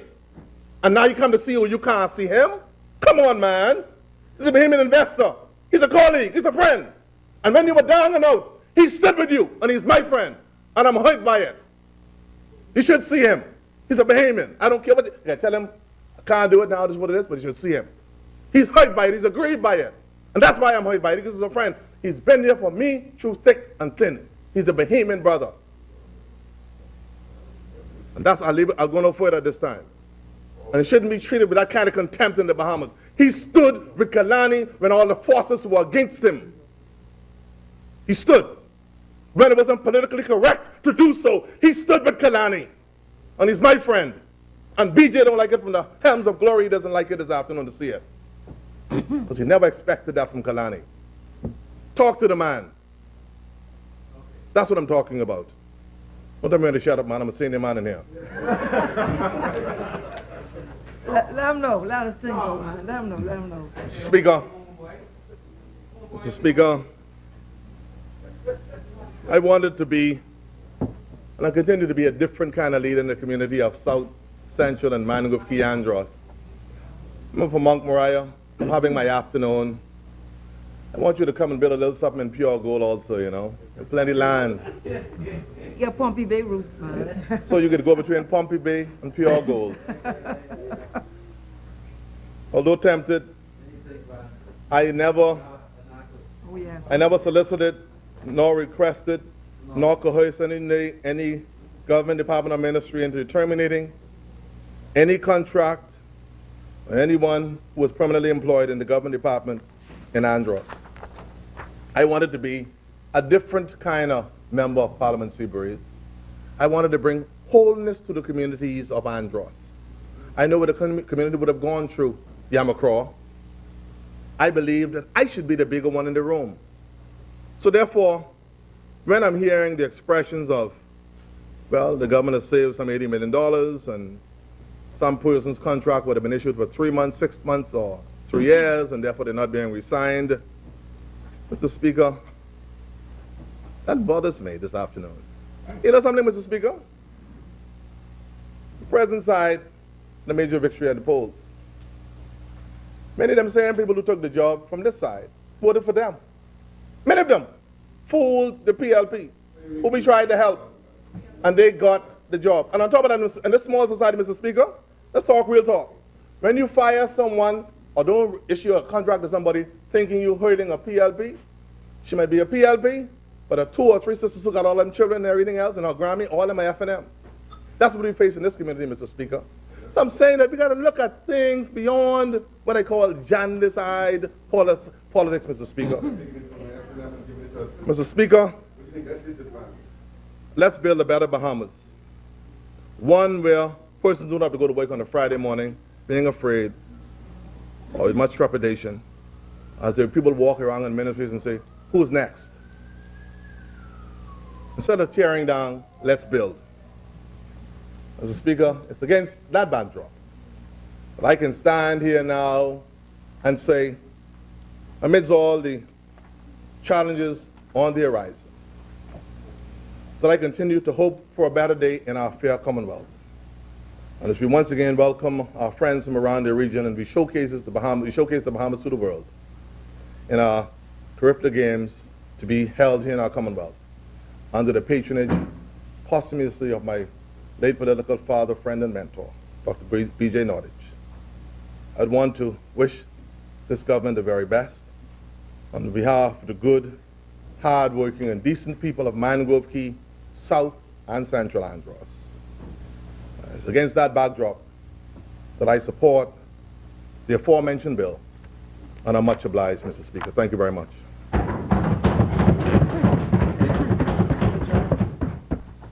As many, the chair recognizes the honourable member for Seabreeze.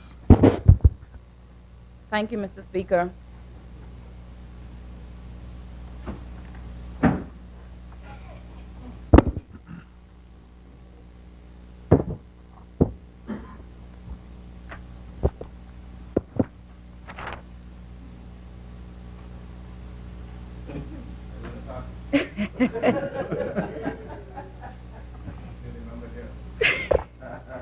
Mr. Speaker, I'm so glad to be able to speak after South and Central Andros. Mr. Speaker, who is a man filled with real talk. And I believe that he realizes and acknowledges in truth that if he wants something done, it's going to get done under an F&M government.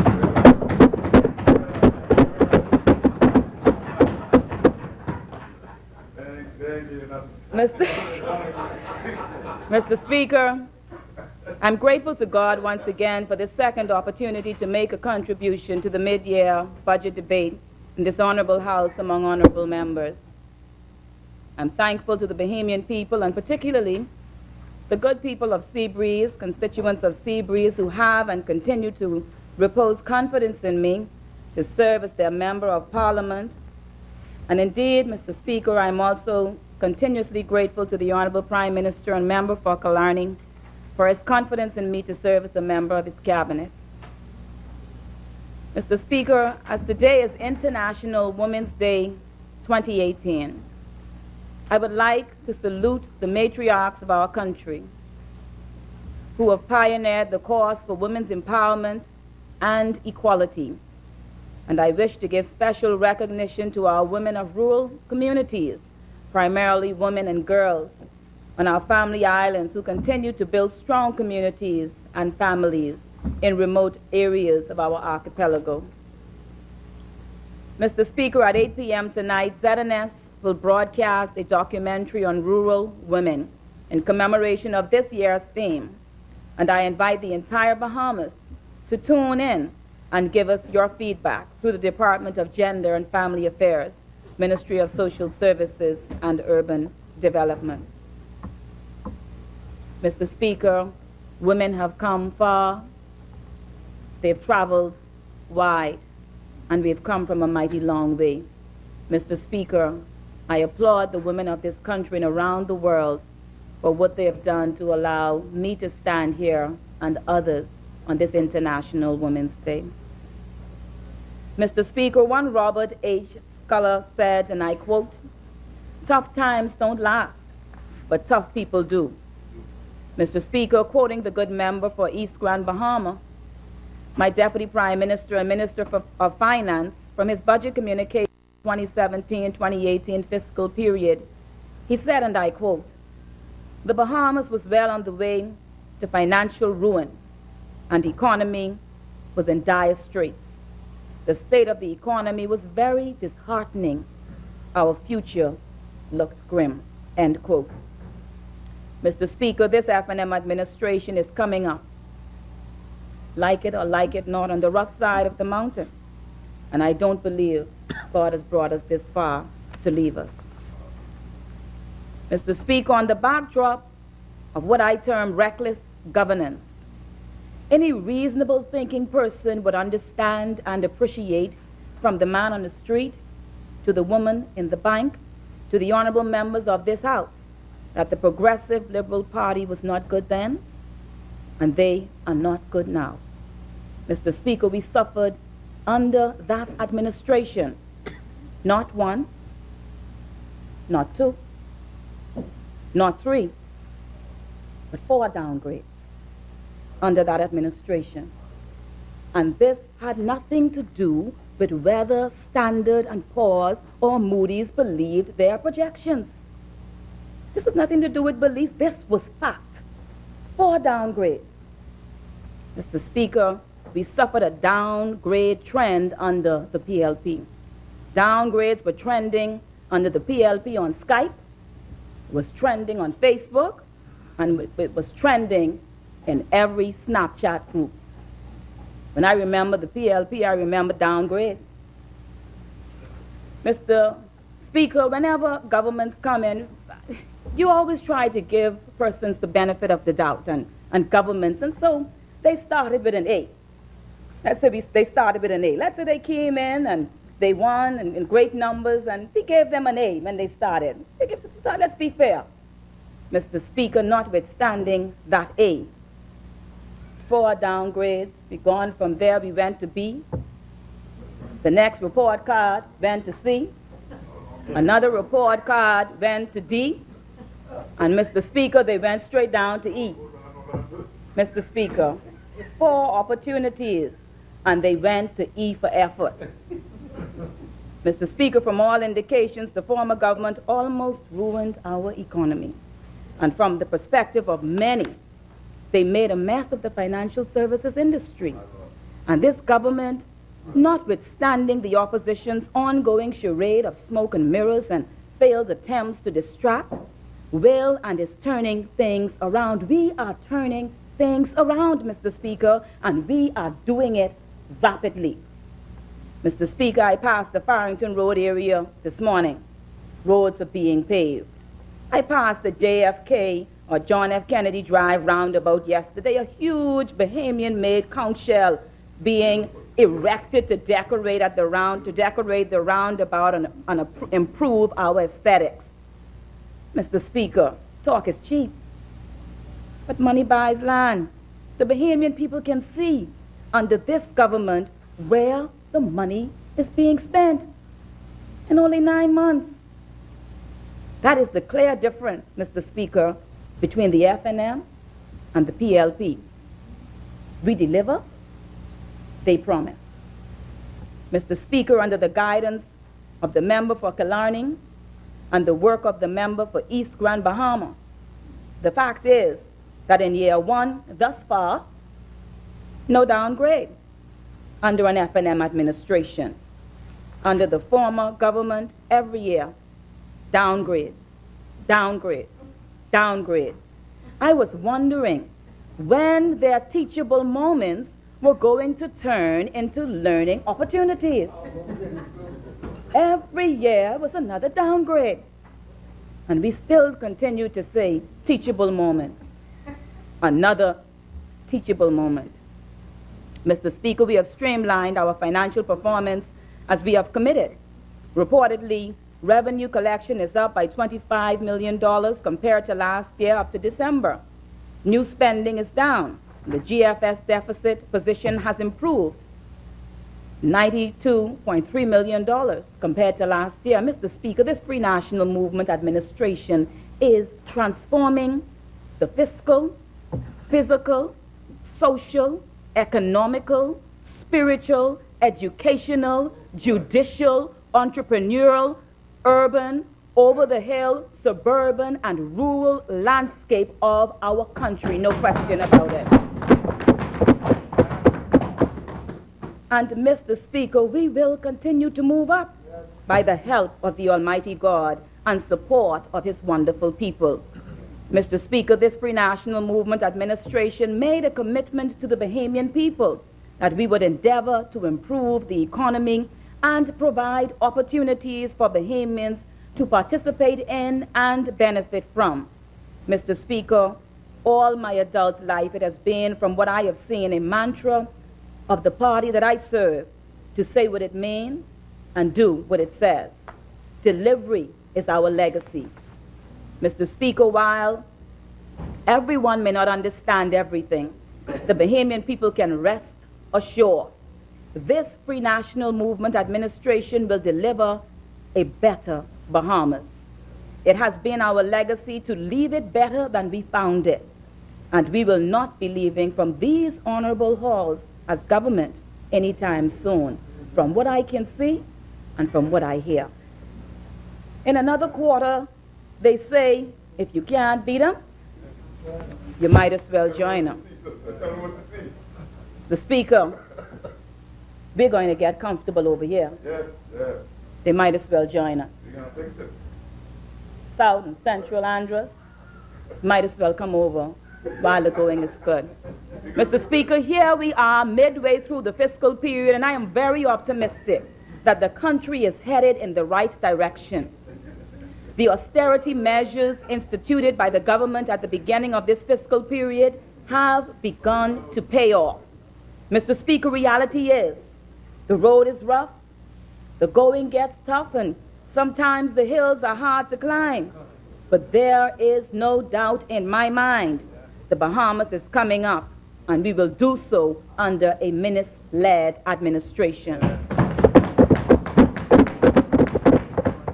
Mr. Speaker, the Minister of Finance, member for East Grand Bahama, has reported that the economy has started to show signs of recovery and that there has only been a marginal increase in the unemployment rate between May and June last year.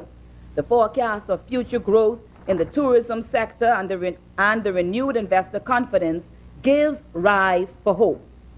The economy of the Bahamas is on the road to recovery, with real growth estimated at 2.5%. These are facts, Mr. Speaker.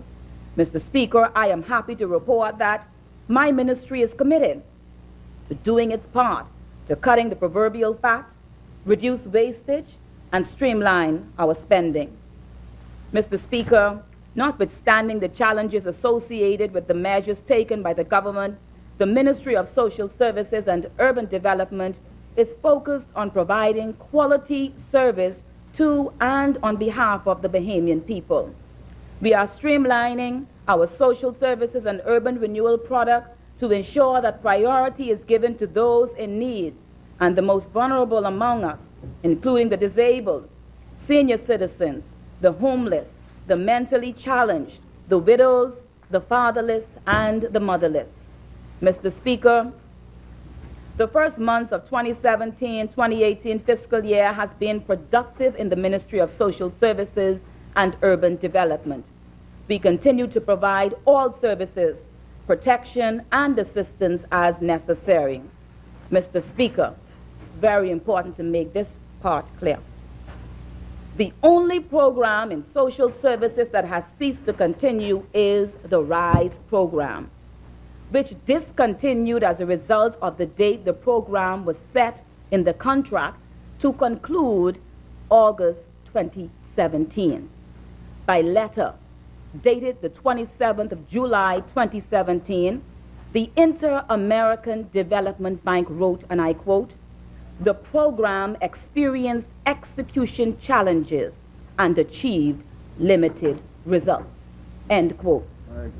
Mr. Speaker, to settle the intent of mischief makers, I find it once again necessary for me to clarify for the public that RISE was a pilot project monitored by the Inter-American Development Bank and functioning on their loan facility. The former government did not meet targets under the contract, and thus it was discontinued. Mr. Speaker, the program started under the Progressive Liberal Party administration, as is their reputation of failure and failed projects and failed promises. That's what happened.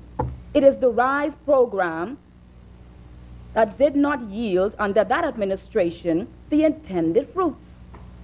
Mr. Speaker, if you plant a tree 5 years ago, I buy the property from you and the tree is not bearing fruit for me. Is it wise for me, Mr. Speaker, to keep that tree? Mr. Speaker, Mr. Speaker, it is very important for the public not to be misled on social assistance issues and for responsible people not to play politics with the Bahamian people on matters of sensitive concern and nature. Mr. Speaker, if there is any blame to be cast for the discontinuation of RISE, it rests solely at the feet of the former administration, and they ought to take responsibility. Mr. Speaker, the automated assistance program in social services continues. Clients still receive assistance by way of debit client cards. Uniform and educational assistance has continued. Rent assistance and emergency assistance remain intact. We continue to manage hurricane shelters and provide immediate relief in times of crisis. Mr. Speaker, any rumor that programs have ceased in social services is an untruth, and such storytellers should be exposed. The Progressive Liberal Party administration, in my estimation, simply mismanaged the loan facility. Mr. Speaker, I said in a press release produced by my ministry, we are focused on meeting the needs of people, not programs. And if the program is not working, it will not be continued. People is the priority of this government, Mr. Speaker. We put people first, and that is not a promise. That's what we deliver. Mr. Speaker, the disabilities community continues to be top priority in my ministry. The Disabilities Commission's tenure expired December past, only December past, and a new chairman has recently been appointed. In a recent press release, we advised the public that under the Persons with Disabilities Equal Opportunities Act 2014, the date for enforcement was December 31st, 2018, and the Commission is working tirelessly to ensure persons with disabilities have access to all facilities as far as practicable, and that the rights of persons with disabilities are upheld and equal opportunities provided. Mr. Speaker, my ministry is committed to promoting awareness of the rights of the disabled and educational sessions to sensitize the public of the needs of the disability community. Mr. Speaker, most recently, the Commission hosted in collaboration with the University of the Bahamas and the Law Society the inaugural Opportunities for Persons with Disabilities Conference on October 4th, 2017, to raise awareness of these issues. Mr. Speaker, the rights of the child is also of major priority. Mr. Speaker, the Department of Gender and Family Affairs is equally regarded with top priority. We held a wonderful celebration of National Women's Week in November past, 2017, and for the first time, celebrations were extended to 14 days rather than the usual 7 days. At that time, Mr. Speaker, we recognized the many female pioneers among us, in addition to a host of other activities geared toward uniting women. And we look forward to a greater experience this year. Mr. Speaker, as was stated earlier, today is International Women's Day, and I recently came from a room packed with women who have together committed to work together, notwithstanding our political differences or our separation due to archipelagic nature, archipelagic nature of our country. Mr. Speaker, women and girls came from throughout the length and breadth of our islands to gather in one room at the University of the Bahamas this morning in solidarity on the issue of gender equality and the empowerment of rural women and girls. Mr. Speaker, I challenge the women present to continue to build upon the strong foundation laid by our female matriarchs. We acknowledged women of 60 years and older, and the men who have created the pathway for us to travel. I have said before, Mr. Speaker, and I will say it again, and this is very important, because this perhaps will be a part of my legacy. I am not here to bash men, but I will do my endeavor to push the cause of women.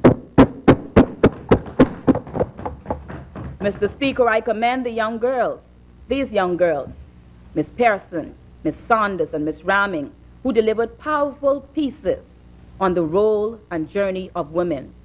Tonight, I look forward to the broadcasting on ZNS of the documentary on rural women, prepared in honor of this year's theme, 8 p.m. I wish to thank Ms. Beverly Pickstock and her team at ZNS for their hard work.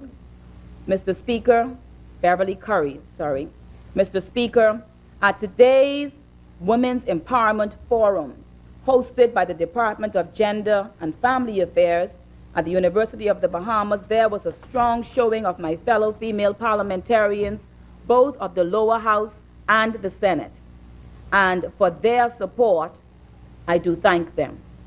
I also want to mention, Mr. Speaker, the presence of the wife of the leader of Her Majesty's loyal opposition, who was present in support. Earlier this morning, Mr. Speaker, I had the pleasure to sit with the First Lady of our country and wife of our Honorable Prime Minister, Mrs. Patricia Minnis, who attended the early morning breakfast at the United States Embassy in honor of Ms. Fotini Sam Duncan, this year's recipient of the U.S. Embassy's 2018 International Women of Courage Award. Mr. Speaker, Ms. Duncan has for years championed the cause of environmental protection, having founded the Re-Earth organization and served as an environmental watchdog. And she has been very instrumental in the Save the Bays and the work of Clifton Heritage Preservation and Development. Indeed, on this day, I congratulate her.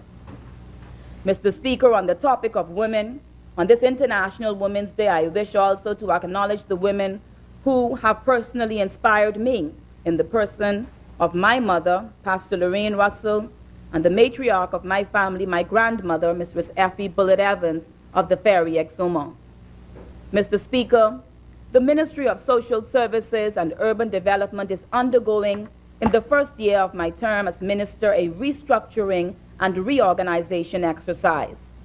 Transformation will take place in 3 phases, the first of which is structure, the second is system, and the final is service.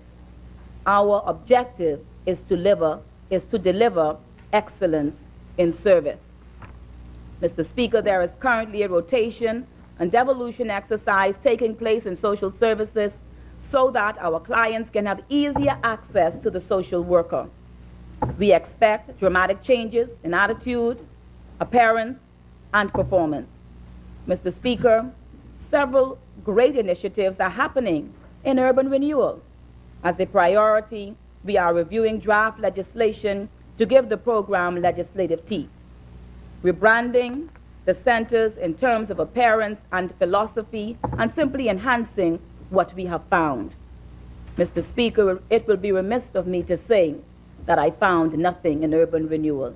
Indeed, there is a foundation that has been laid, and we will build upon it to make it even better.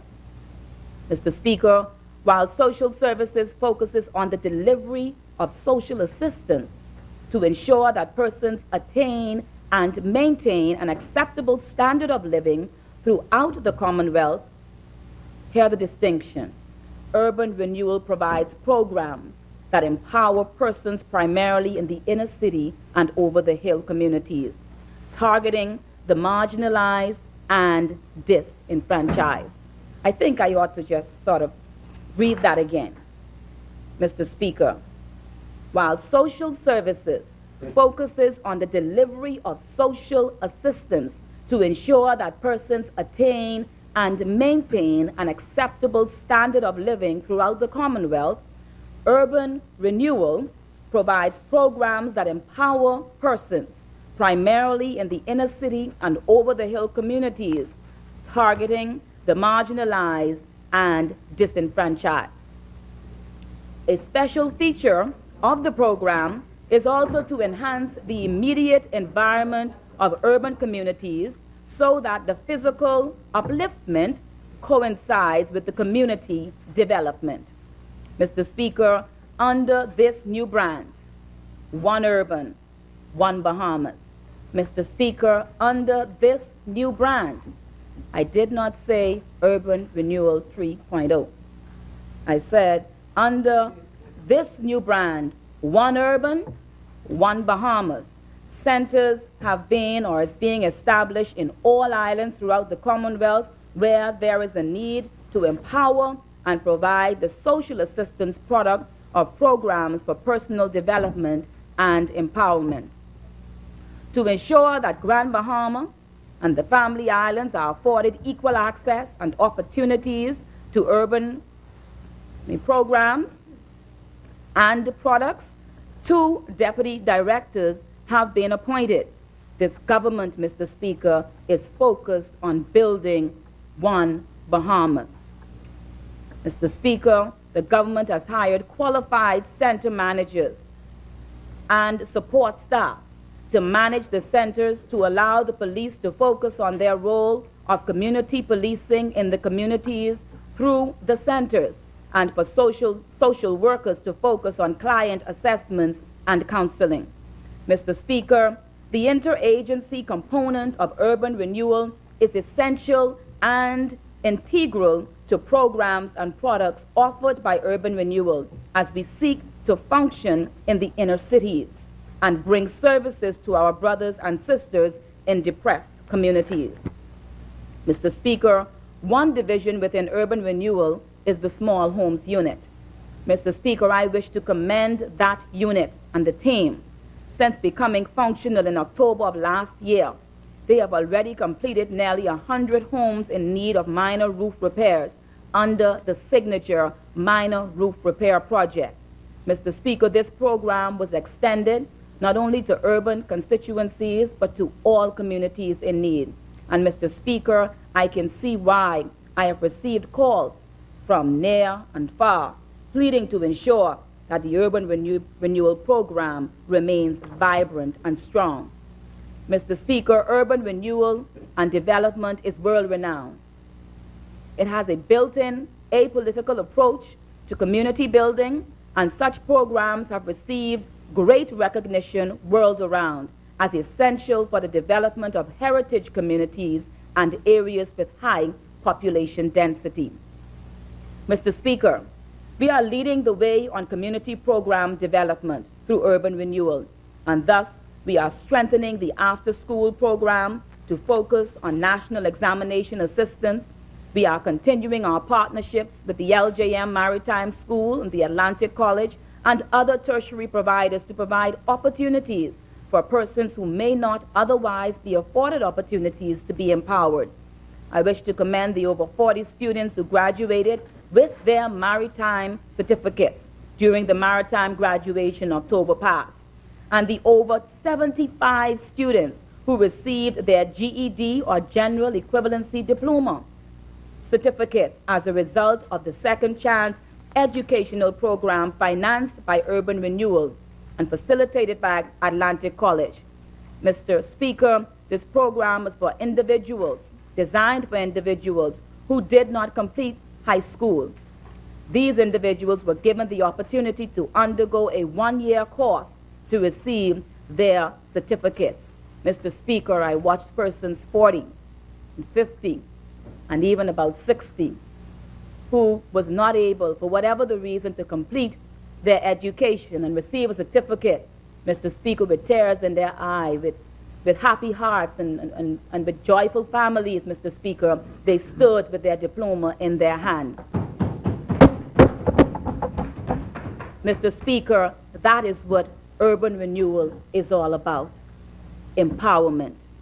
Mr. Speaker, it has only been 9 months and we have barely scratched the surface.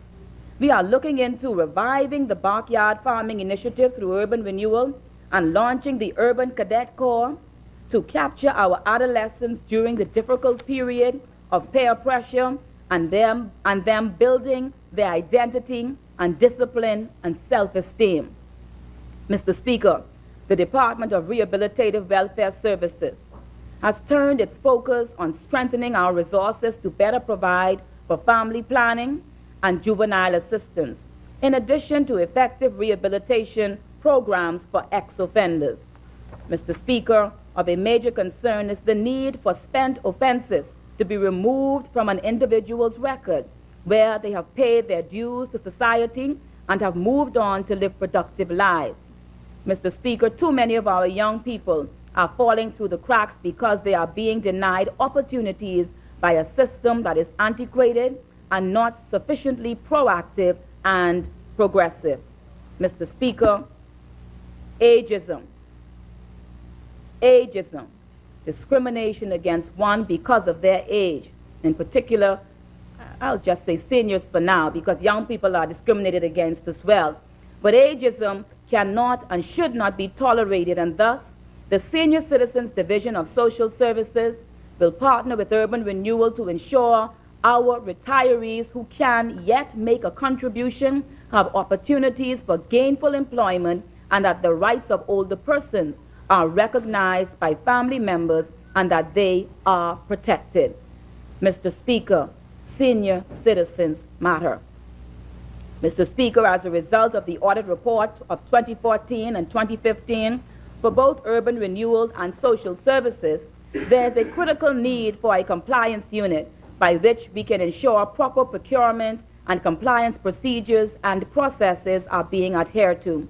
Mr. Speaker, it is my endeavor that all clients are registered throughout the Commonwealth, have social service identification for the purpose of data management, client application tracking, and to bring a greater degree of efficiency to the delivery of assistance, service, and benefits for the Bahamian people. Mr. Speaker, in some instances, we have found too much intentional double, triple, quadruple dipping by persons who have made up in their mind that they will live off the government. Mr. Speaker, they want rent assistance. Some persons want automatic monthly food assistance. They want uniform assistance, and they want emergency coupons far too often. Mr. Speaker, we are reviewing the assistance register to ensure assistance is in compliance with priority of clients. Mr. Speaker, as I said before, the disabled, the seniors, the indigent, the motherless, the fatherless are of top priority for social services. Mr. Speaker, social services is given a budget, and I intend to work along with the Ministry of Finance, or my ministry intends to work along with the Ministry of Finance to ensure that wastage is reduced and that we are not giving what we do not have in social services. Mr. Speaker, at the end of the day, we must all work together to rebuild our financial standing if we are going to compete on an international scale. We are going to attract investment and transform the economic landscape of our country for the empowerment of our people. Mr. Speaker, social services will continue to weave a strong thread to strengthen the social fabric of our society. And as I said before, it was a mark of brilliance on the part of our Prime Minister, the Honorable Member for Kalani, to join social assistance with empowerment programs for the personal development so we can track and effect change in a meaningful way. The goal of social assistance, Mr. Speaker, is not to get people on social assistance, but rather to get people off. And by tying these two entities together, we can definitely track social progress. Mr. Speaker, I am happy to report that the public will see uniformity in the appearance and programs at all centers in New Providence, Grand Bahama, and throughout the Family Islands as we create one urban, one Bahamas. Each center will, by display, honor a senior citizen in their community annually, whose name will be displayed at the respective center in their honor while they are living. Mr. Speaker, too many times we only honor the dead. Someone say, give me the flowers while I'm living. This F&M government, Mr. Speaker, will do just that through the hybrid vehicle of urban renewal and social services. Mr. Speaker, social services will provide social service assistance, and urban renewal will provide personal development and community upliftment programs to empower our people. Mr. Speaker, we remain under the motto, we care, and our theme is people serving people. The staff, Mr. Speaker, will undergo extensive training, especially in the area of customer service. Mr. Speaker, my ministry is a caring ministry, and we want to convey that to our clients. I take this opportunity to commend the management and staff of social services and urban development for their continued work and sacrifice. Mr. Speaker, I must report at this juncture that I have had the opportunity to tour all urban renewal centers, and I have found, Mr. Speaker, that they are not conducive to the kind of service we endeavor to provide to our people. We are therefore seeking, in many cases or instances, to find suitable accommodations to house the urban development centers where appropriate. Mr. Speaker, we are in the process of expanding the program by establishing urban centers in Adelaide, Mount Moriah, and on Long Island and Bamboo Town, as there exist pockets of urban spaces and rural communities in these areas. Mr. Speaker, it is our intention to leave no one behind on this train to a better Bahamas. Mr. Speaker, the professional staff of social services who work in the community outreach centers and those who come into direct contact with the public will soon have proper and visible forms of identification. This will distinguish them from the other staff that work in the centers.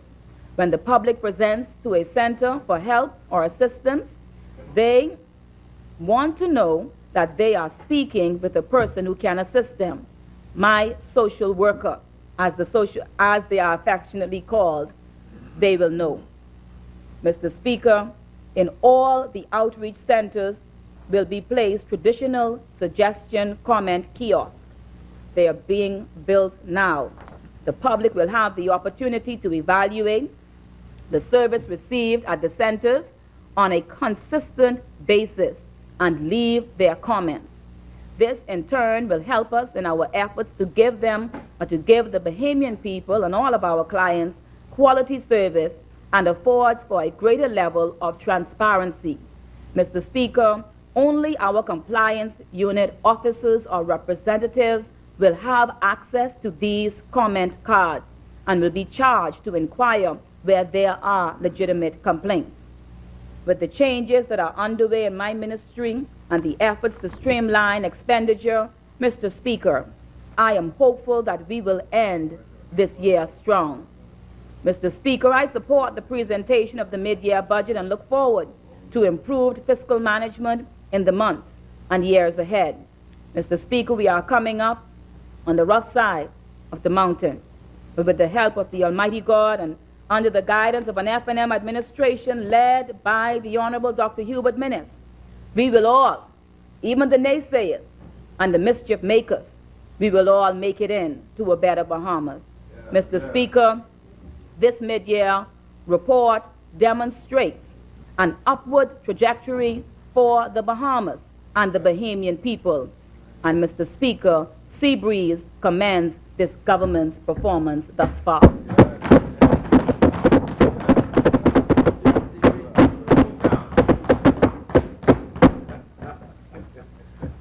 As many, Gone on that? the chair recognizes the honorable member for Michael.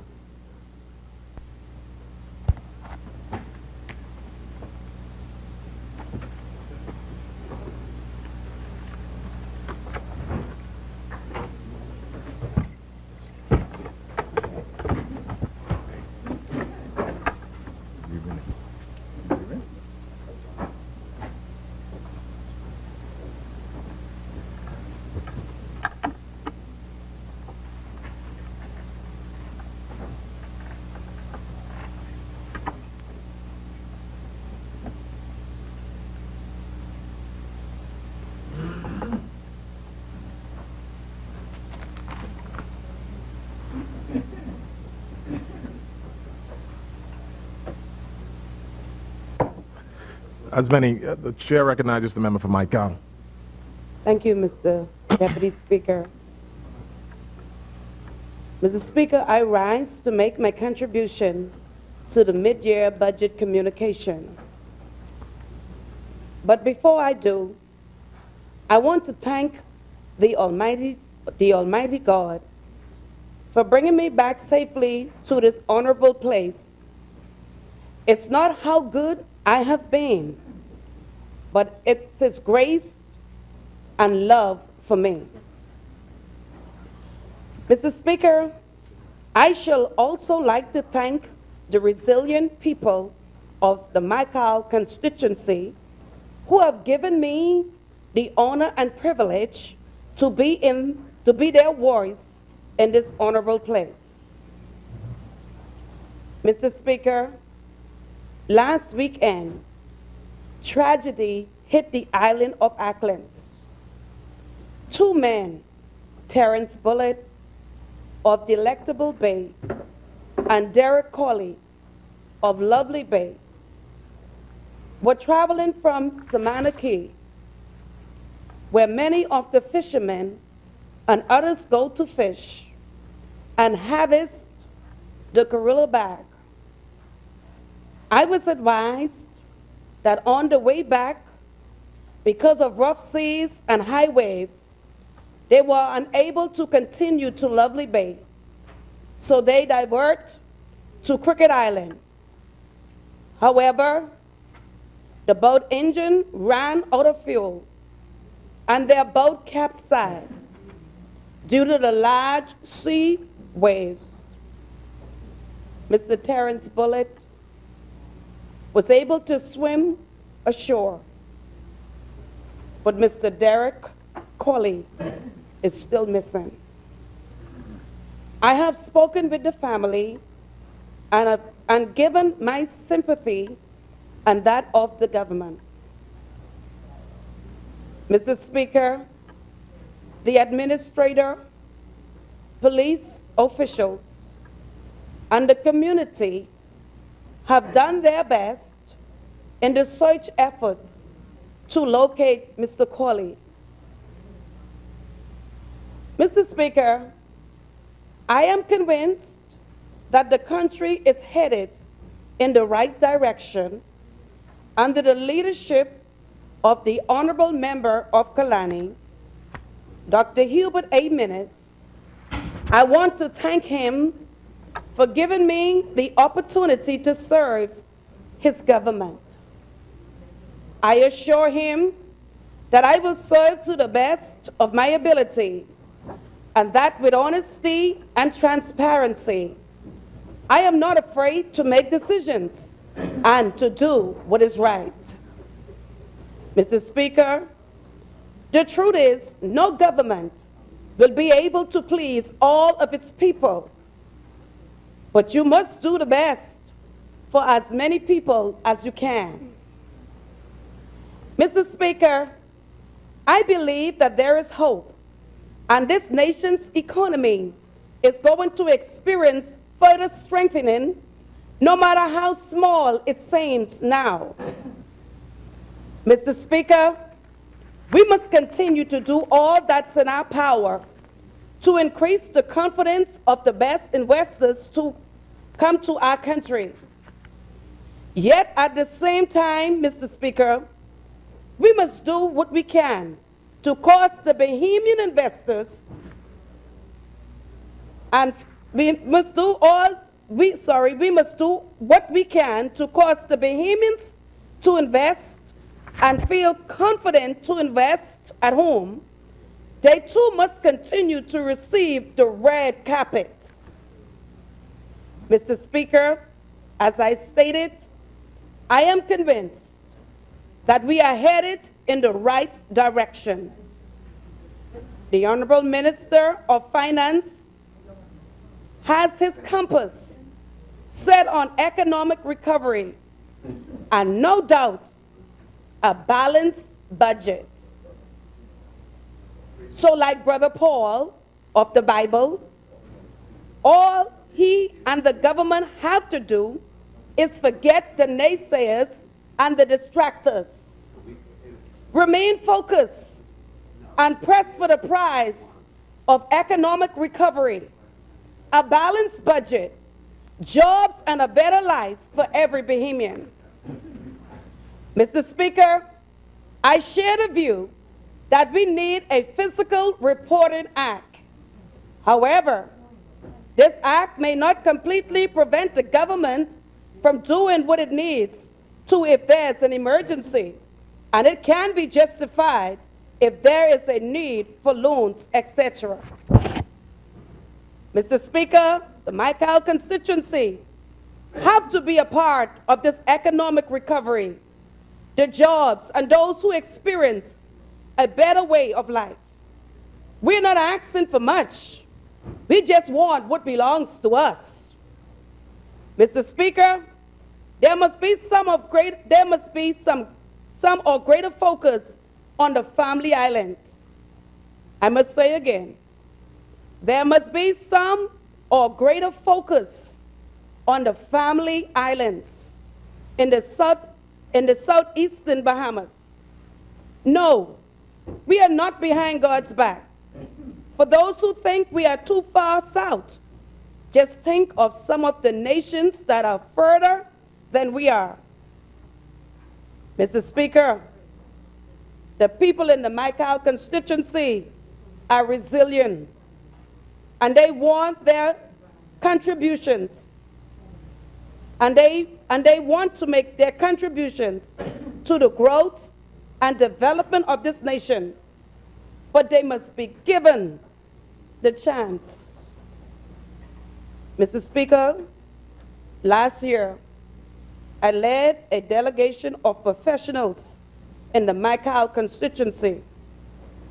Town hall meetings were held on each of those islands, with exception of Long Key.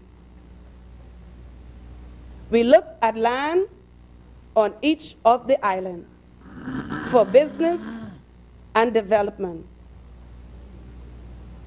Mr. Speaker, the island councilors, residents, and former residents were excited about what they saw, heard during the last year's visit.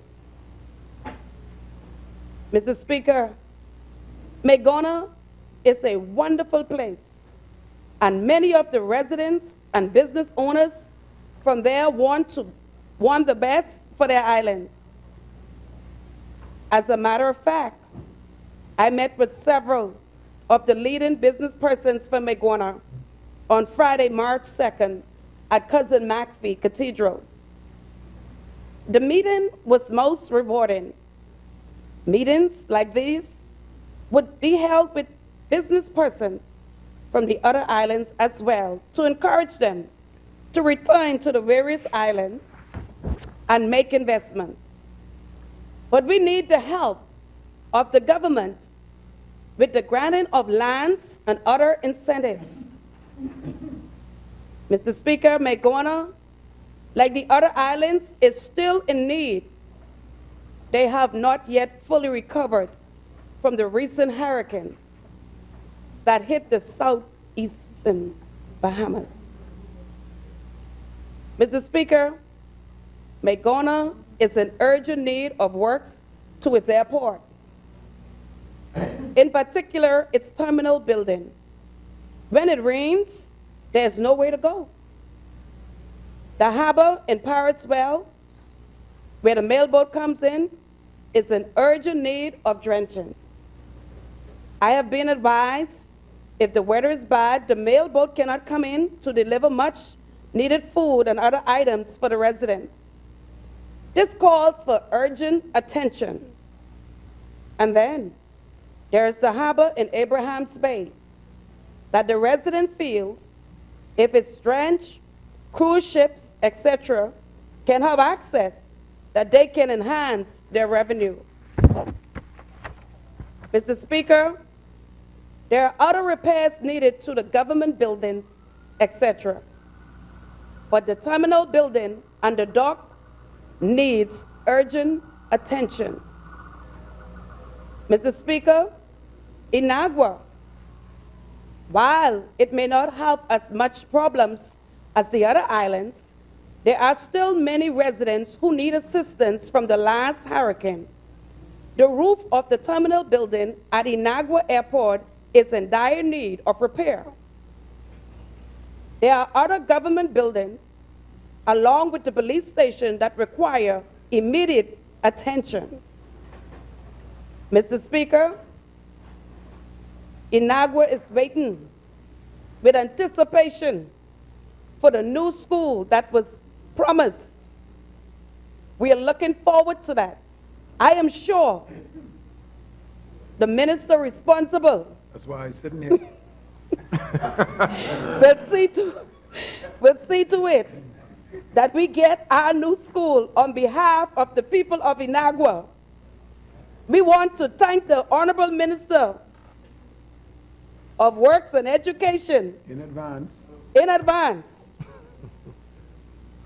Also want to thank the Honorable Minister for Education, Minister Desmond Bannister, for those new generators of work, who gave us those new generators in Inagua. Those old ones were, I mean, they had, the first time I saw it, where they had to turn on a pump, put a water hose in those generators to keep it running, to keep the light on. But thanks to this FNM government, who brought change, things are better now. Things are better now. Mr. Speaker, during one of my campaign speeches in Inagua, I told them that my plans with the government is to empower them, that they become business owners, etc. There is wealth all around them.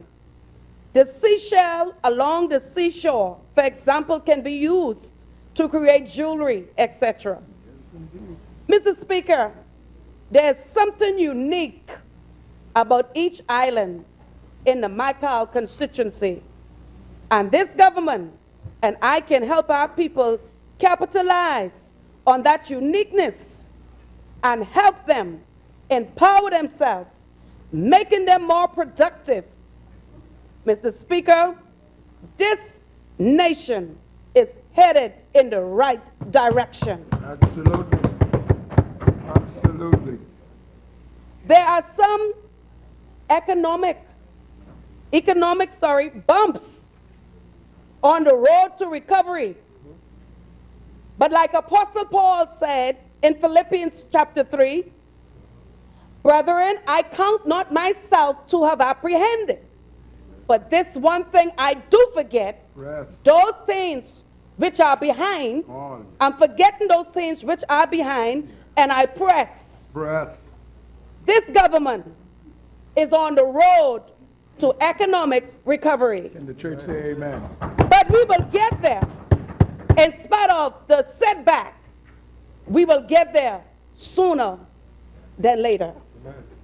Mr. Speaker, Cricket Island, like other islands, need repairs to their roads, the docks, the mailboat, and of course the runway in Cricket Island needs extension. the seawall, and the ferry dock. Like other islands, many of Cricket Island residents are still in need of assistance due to the impact of the recent hurricanes. Mr. Speaker, Acklands is a unique place. I mentioned earlier about the tragedy with the young man at sea. Mr. Speaker, many of the people of my Cal constituency are faced with high electricity bills. And for many of them, the problem is the length of time before someone comes to collect payment. And as a result, most of them have been disconnected. There's also a problem in Acklands with the post office. The dock needs attention, and some work needs to be done to the airport. Mr. Speaker, during my campaign, I told the people of Acklands in Salina Point that my plans with the government is to empower them and cause them to become business owners, creating their own destiny, and not be dependent on the government. There's something unique about each island in my Cal. And with the help of the government together, we are going to find that uniqueness in Acklands and make them a great and self-sufficient people. I told the residents of Acklands that they can take that check to the bank and it will not bounce. Mr. Speaker, some of them told me that the check bounced. But you know what? I'm writing them another check. Because this country is headed for economic recovery and better days are ahead. Absolutely. Wealth is still all around my people. Wealth is still all around my people. The casserole 3-bag that many of Acklands Islanders make their income from. We must do all in our power to assist them and expand this industry. Mr. Speaker, I had the opportunity to attend Salina Point Homecoming during the week of February 24th. It was great. It shows the resilience. Even though they are still rebuilding, they are still in the rebuilding process after a hurricane. After several hurricanes, they are still able to host an excellent homecoming. I therefore commend the homecoming committee. Mr. Speaker, Salina Point is a beautiful place. They still want to know if there's any plan for the area that is called the Bight, where they were promised a port by the previous government. As I have said during my campaign, my government will do whatever we can to make it happen. Mr. Speaker, as you may know, in Salina Point, all but 4 persons were evacuated during Hurricane Irma. There's a need for a community and a hurricane center. Together, we will make it happen. The people of Salina Point and Michael say thanks again to this F&M government. Mr. Speaker, Long Key, even though there are few people are in need of help, the road which was started needs to be completed. Mr. Speaker, as I mentioned, this government is headed in the right direction. And I know we are going to experience economic recovery. Mr. Speaker, it is my view that the Bahamian people expect great things from this government. Like no other government, this one is being held to the highest standard. You see, Mr. Speaker, there are many of us here who are men and women of God. The Bahamas, especially those who know us, expect us to stand. They want to see a new day in this honorable place. Mr. Speaker, the people heard that it's a matter of trust, that they trust all. They heard, believe in Bahamian. Did all Bahamians feel that they were a part? Mr. Speaker, in 2017, they heard, it's the people's time. Mr. Speaker, because of this, I heard people from Baintown, The Grove, Grantstown, yes, people from the northern to the southern Bahamas singing, I was born by the river. Yes, Mr. Speaker, when they heard it, when they heard it's the people's time, they blend their voices together and said, change is come. You know, a secular artist, I've heard Luther Vandross sang that song. It's been a long time coming. Sam Cooke. But I've heard, I love Luther Vandross' version. Otis ready? And the thing about change is that whether we are ready, whether we want it, it's coming and it's here. Amen. And like they said, that they blend their voices together and said change is here. When we came into power on May 10, 2017, it was a sweeping victory. And I knew it was not just by might, Mr. Speaker, nor by power, but it was by God's divine favor and assignment. We want to continue to show the Bahamian people that when we said it's the people's time, we meant that. They will feel it, they will see it, and they will touch it. Mr. Speaker, the people of the Bahamas expect and want the best, and we must give it to them. Mr. Speaker, I want to say to the Bahamas, change has come. Watch, wait and see. Mr. Speaker, Michael supports the midterm year budget. God bless. God bless you. God bless our government, my colleagues. God continue to bless the Commonwealth of the Bahamas, and it's my prayer that our wealth become more common. Michael's constituency, we support this bill. Thank you, Michael. As many, the chair recognizes the member for Central and South Abaco. Thank you, Mr. Speaker.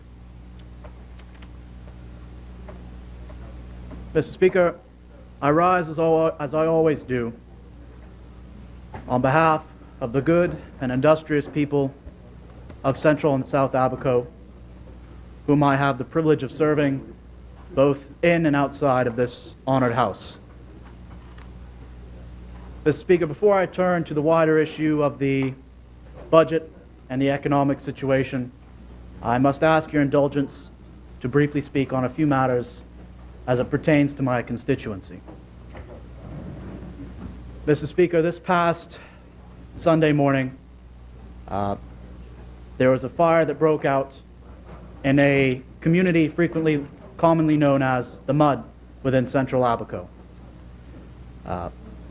The police and the volunteer fire services got the initial reports in the very early hours of Sunday morning.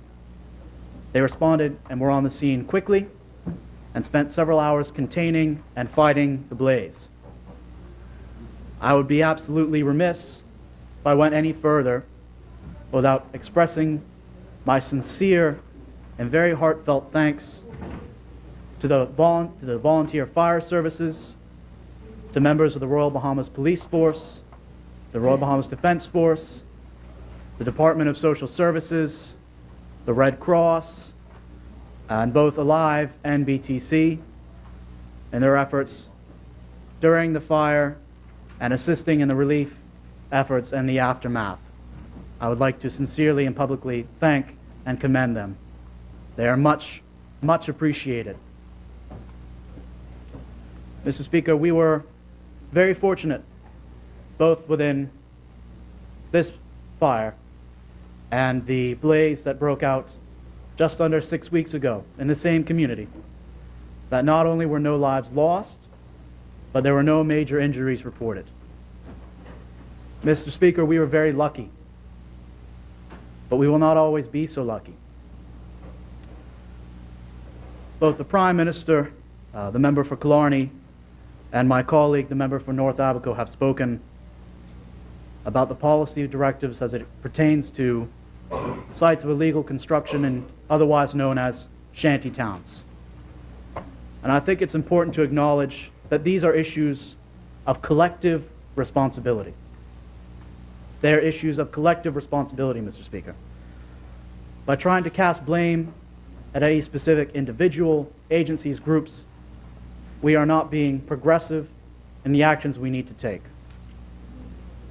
It's going to take some broad efforts, and it's going to take all of our efforts, both on the community level and on the part of the government, to factor into things like inclusion into society, containment, prevention of further development, and other much broader issues. But, Mr. Speaker, that is absolutely, and I want all of my constituents and the persons of Abaco to hear me when I say that. It is an issue of collective responsibility that we all need to work together on. Mr. Speaker, I must also speak to recent outages and challenges as it pertains to the electricity supply within my constituency and the entirety of the island of Abaco. All Abaconians know this is just a part of continuing issues and challenges that have been going on for quite some time. They are frustrated, and I want to tell them that they have every right to be. They are accurate in those feelings. They are very concerned. The outages are detrimental and unfair not only to the citizenry who are paying their bills, but also detrimental to our economy, and I must be so bold as to say the economy of the country as a whole. They're very cautious and apprehensive about what they can expect this summer when we occur and reach traditional increased outages and challenges. And they want to know that the government has heard them on this. And I'm here to say that I know I speak not only for myself, but my colleague, the member for North Abaco, that this is a very important issue, and it's been on the forefront of our minds. We recognize how important this is, and I know you have not only our commitments, but the commitment of the executives at the Bahamas, of Bahamas Power and Light. And Mr. Speaker, if you'll allow me, both today and yesterday's session had some of my parliamentary colleagues speak very highly of the member for Carmichael. My apologies. And I don't wish to be outdone in that, Mr. Speaker. So please allow me to say that I have the greatest respect for the member for Carmichael and the greatest confidence in him, not only as an individual, as a person, but also in his capacity now as the Minister of Works. I can assure my constituents and the people of Abaco that he has done nothing but be as accommodating as possible in working with me, hearing my concerns, and directing the various bodies and agencies under his portfolio to act on those effects. And I'm very honored to say that not only can I call him a colleague in this House, but also I'm very happy that I can call him a friend as well, Mr. Speaker. So I wish to re-cement that to my constituents, that not only do you have both of the members of Abaco who fully appreciate and understand this challenge, but also a minister who is committed, cognizant, and is willing to work with us to resolve these issues. Mr. Speaker, a little earlier today in the session, I listened very intently to the member for Mount Moriah in his capacity as the Minister of National Security. If it was not clear to anyone before today, it certainly is clear now that he is very passionate and considerate when it comes to the efficiency, the safety, and the well-being of our law enforcement agencies and professionals. They work very hard, Mr. Speaker, and they frequently have to put their own health and safety on the line in order to do the jobs that they are tasked with doing on all of our behalf.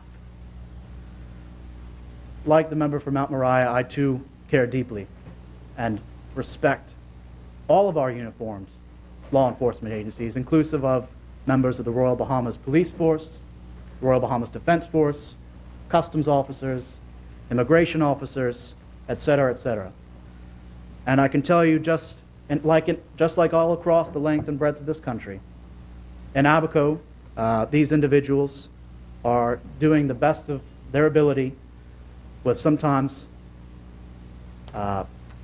limited local resources or limited local support. And I know they continue to operate as best they can despite these challenges. And I can just, if you'll allow me to take the opportunity to say that, like the member from Mount Moriah, I too support them and will continue to lobby on their behalf and work with the government in whatever way possible to get the equipment, the personnel, manpower, facilities, what they will need to continue to grow more and more efficient and safe in carrying out their duties. Mr. Speaker, yesterday during the member for East Grand Bahama in his capacity as the Minister of Finance, he addressed something which I feel I need to touch on again today because it was so pertinent. He was addressing the expression of concern that comes from the side opposite, but also from others outside of this House, when he was refuting or addressing when the statements come forward as to when are we going to stop talking about the efforts or the actions of the past administration. When are we going to just stop talking about it, move past it, and get on with it is what we need to do. But the Minister of Finance, member of East Grand Bahama, was very on point, because doing that is asking us to ignore the unignorable. The state we met the country in affected and continues to affect every decision that the government has to make. You cannot simply bypass the state of the economy, the state that it was met in. Mr. Speaker, if you'll forgive me to slip into the allegorical for a moment, to me it is as if a couple moves into a house and upon moving in discovers that the previous owners left a massive hole in the roof right above the bed in the bedroom. And after a few days, the wife begins to ask the husband, when are you going to get around to fixing the kitchen or adding on to the garage like we had spoken about? And he has to explain, we have to fix the roof. You can't sleep. I can't focus. I can't rest. This is preventing everything else. You're having to pinch every penny and spend all your time in repairing this critical issue, bridging that gap, forgive me. So, Mr. Speaker, that is the situation that we've been left in. And I think the Minister of Finance touched on that quite well and much more thoroughly than I will. So that is what every motion and measure up until this point has been about, Mr. Speaker. Another figure the member for East Grand Bahama gave in his contribution yesterday is, I believe if I'm understanding correctly, at the end of the last administration's fiscal year, I believe they had an excess of 2,000 persons on the direct government payroll. I believe I'm correct in understanding that. Mr. Speaker, I think it's fair to say that in a nation the size of ours, an additional 2,000 persons on direct government payroll is not insignificant. It's not insignificant. But more so than that, Mr. Speaker, I think it represents a flaw in economic ideology, if you will. Now, before I continue, let me preface the next few statements by saying this. All governments need persons to work for them and on their behalf. Persons in all technical, administrative fields at every level. They are needed, And when they are doing their jobs, they deserve their fair salaries and fair benefits. All governments need persons to work for them. That is not the point that is being argued, Mr. Speaker. But if the government, or any government, is serious about creating stable, gainful employment for its citizens, artificially generating jobs or using government agencies as employment agencies is not the way forward. If the government, any government, is serious about generating stable employment opportunities and gainful employment opportunities, their focus should be on creating policies and policy directives and fostering an economic environment that is conducive to the healthy growth of both foreign and domestic responsible investment. Mr. Speaker, please let me repeat that. Both foreign and domestic responsible investment. These enterprises are really and truly what should be driving an economy. In a healthy economy, these are the enterprises that should be creating jobs and job demand, paying salaries, providing benefits and the opportunities for upward mobility, and then leaving the room open for Bahamian ownership and equity. By creating, if you'll forgive me, superfluous government jobs, it leaves Bahamians open to uncertainty about their own career paths. Superfluous, that's exactly what it is. Not only does it leave them open to uncertainties as it pertains to their job and their financial future, but it also has the very worrying and very concerning possibility of leaving them open as a tool of political exploitation or coercion. And that is unfair, and that's not what our society and our economy should be about, Mr. Speaker. That's not even to mention that in an economy such as ours, where we are already cash-strapped, taking on an additional 2,000 direct salaries is not a smart move. Not at all. Not smart, Mr. Speaker. Mr. Speaker, we've spent a lot of time, and I'm sure we will continue over the next sessions until this is complete, examining many elements of not only the past administration, but our own way forward, which we are forging. And I think it's so clear to any person within this House, but any outside observer, that the legislative agenda, not the talk, not the rhetoric, Mr. Speaker, but the legislative agenda that has been put forward up until this point, and that is continuing in the future, is about getting our economic house in order. Because that is the most important thing, Mr. Speaker.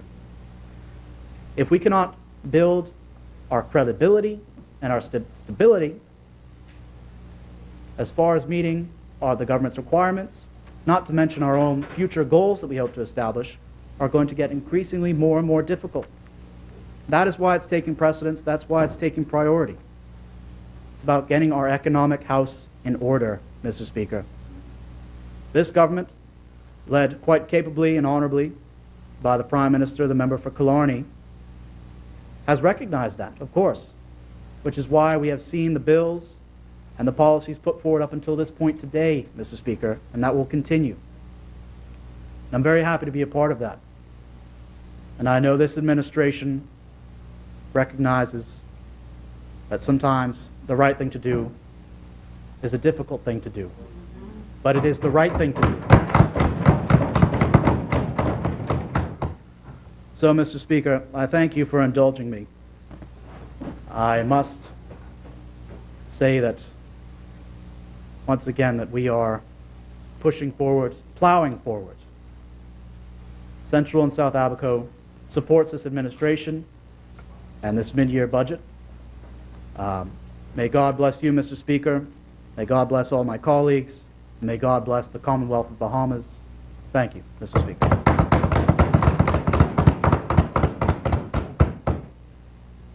As many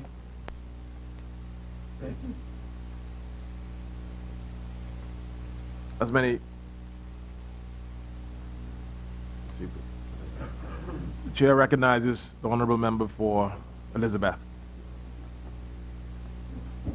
Thank you very much. It is absolutely a pleasure to stand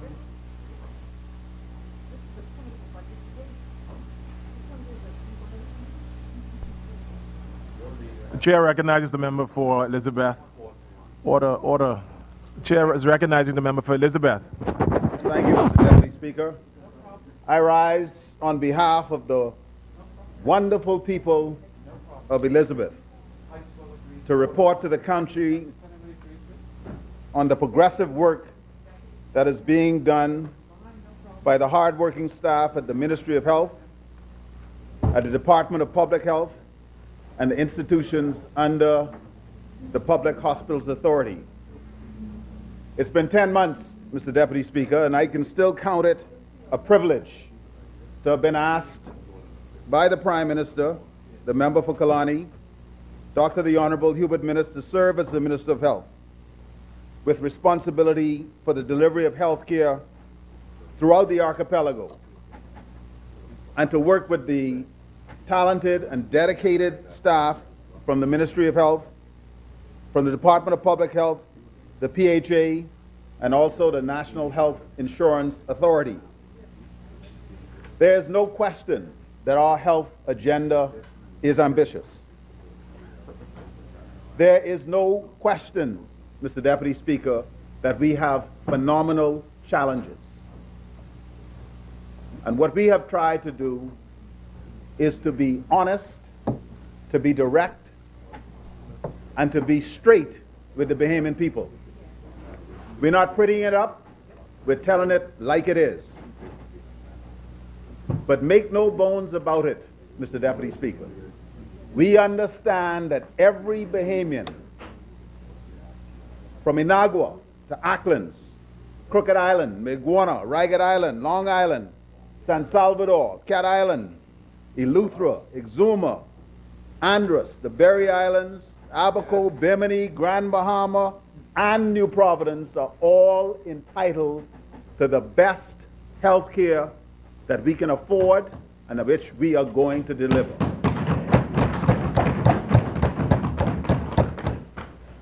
And so, Mr. Speaker, there has been a tremendous amount of talk about the challenges in health. Let me say, as minister, I accept that we have some challenges. And during the course of my contribution, I would like to dissect some of the facts and separate the facts from the fiction.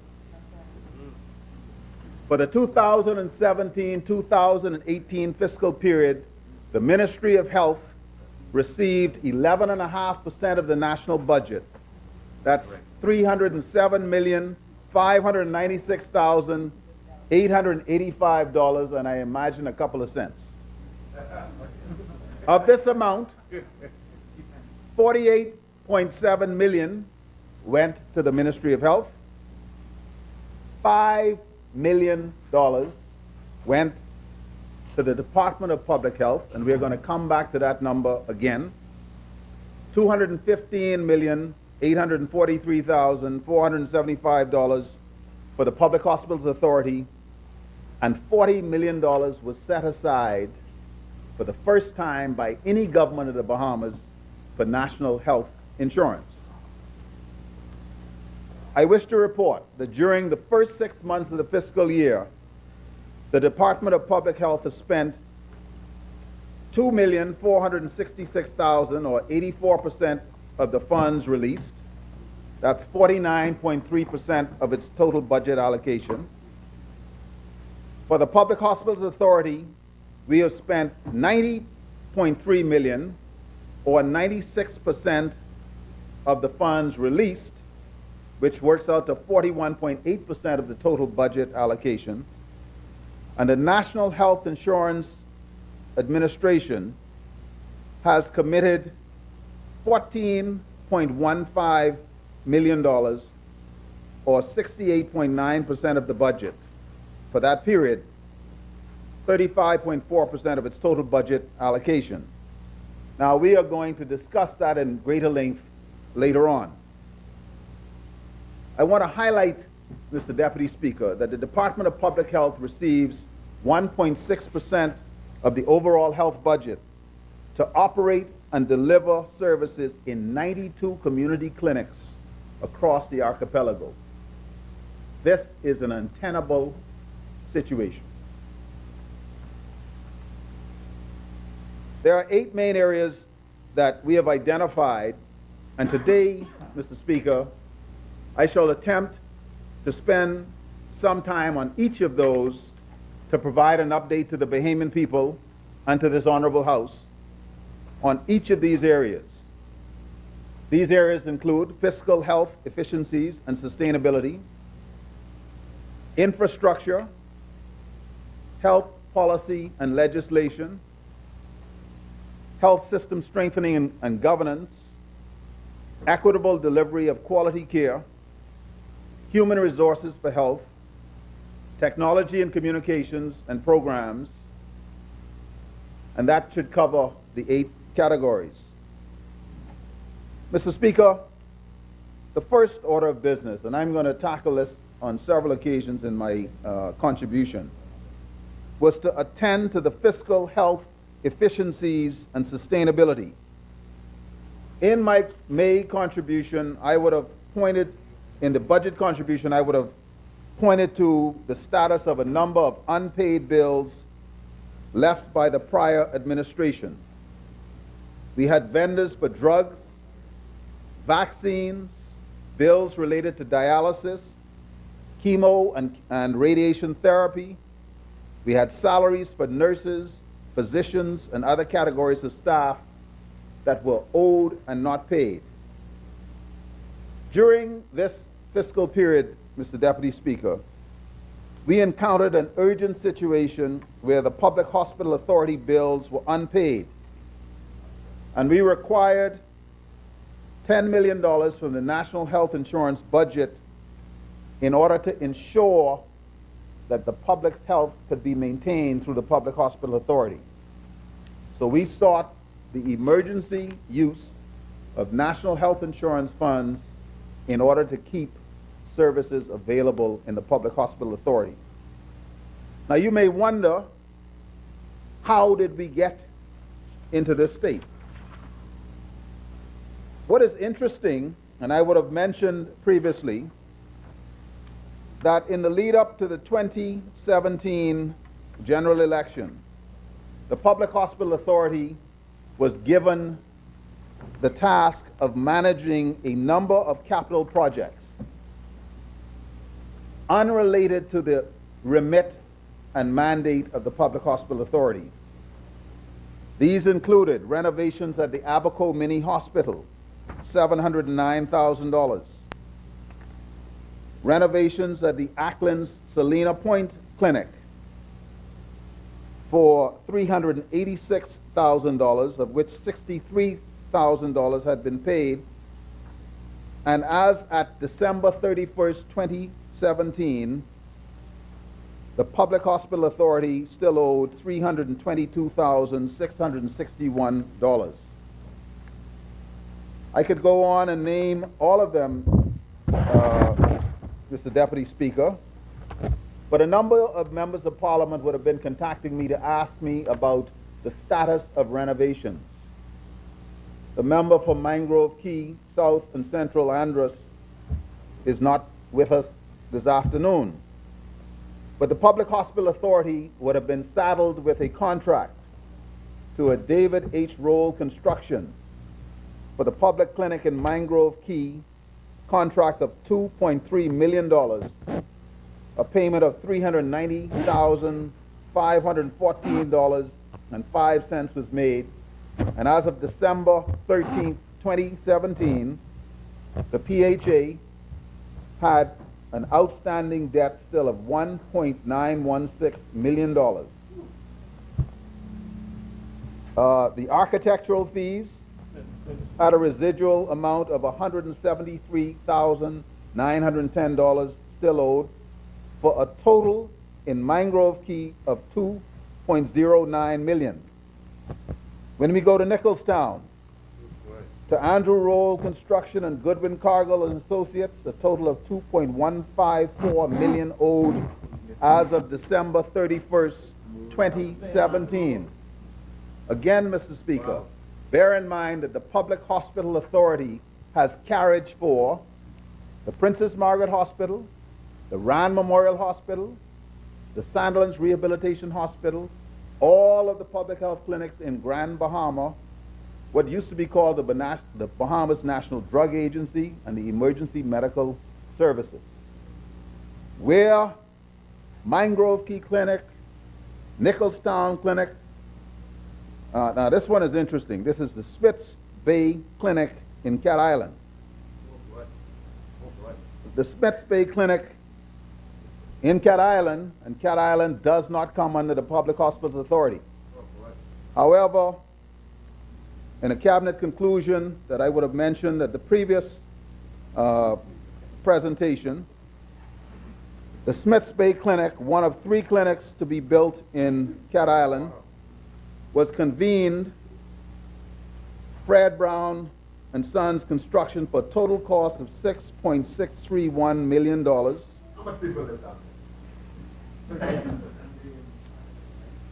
A payment was made for $663,000, with a balance owing as of December 31st, 2017 of $5.968 million. Now, the buildup of clinics in Cat Island, Mr. Deputy Speaker, was a very controversial topic. And after being approached and having discussions, we sought to objectify, because a statement was made that all persons, and I'm paraphrasing, that every Bahamian is entitled to quality health care, a point that I agree with. We looked at the provision of health care services across the entire archipelago from 2005 to 2017. And what we found from island to island, that interestingly, that the number of visits to clinics in Cat Island has been decreasing by almost 40% per year in that time period. Interestingly, when we look further at the utilization patterns of these clinics, what we saw was that in an entire year, in the entire island of Cat Island, that there were less than 6,000 clinic visits per year. That's for all of the clinics. We then looked at the anticipated build-out at the 3 clinics proposed in Cat Island, and extrapolating on the basis of daily, weekly, monthly, and annual utilization, it became clear that of the 3 new clinics being built in Cat Island, that the average utilization patterns predicted on the basis of year over year over year over year utilization, that some of these clinics would have less than 10 patients per day. Less than 10 patients per day, Mr. Deputy Speaker. So imagine a $6.6 million facility, the carrying cost for that facility, the staffing cost for that facility, the security cost for that facility, the cleaning cost for that facility, to see 1 patient an hour on average. 1 patient an hour on average. Now, when we look at the recommendations put forth by the technical team in the Department of Public Health, there were recommendations made in 2015. And I just refer to the clinics in Cat Island included Baintown, which has been taken out of operation, Orange Creek, Smiths Bay, and Old Bight. As mentioned, the Old Bight Clinic had a monthly average of 160 clients seen 160 per month. Orange Creek, daily 36 patients, weekly 180, monthly 900. Smith's Bay, monthly about 100 to 250. The recommendations made: Old Bite, closure not recommended. Baintown, closure recommended.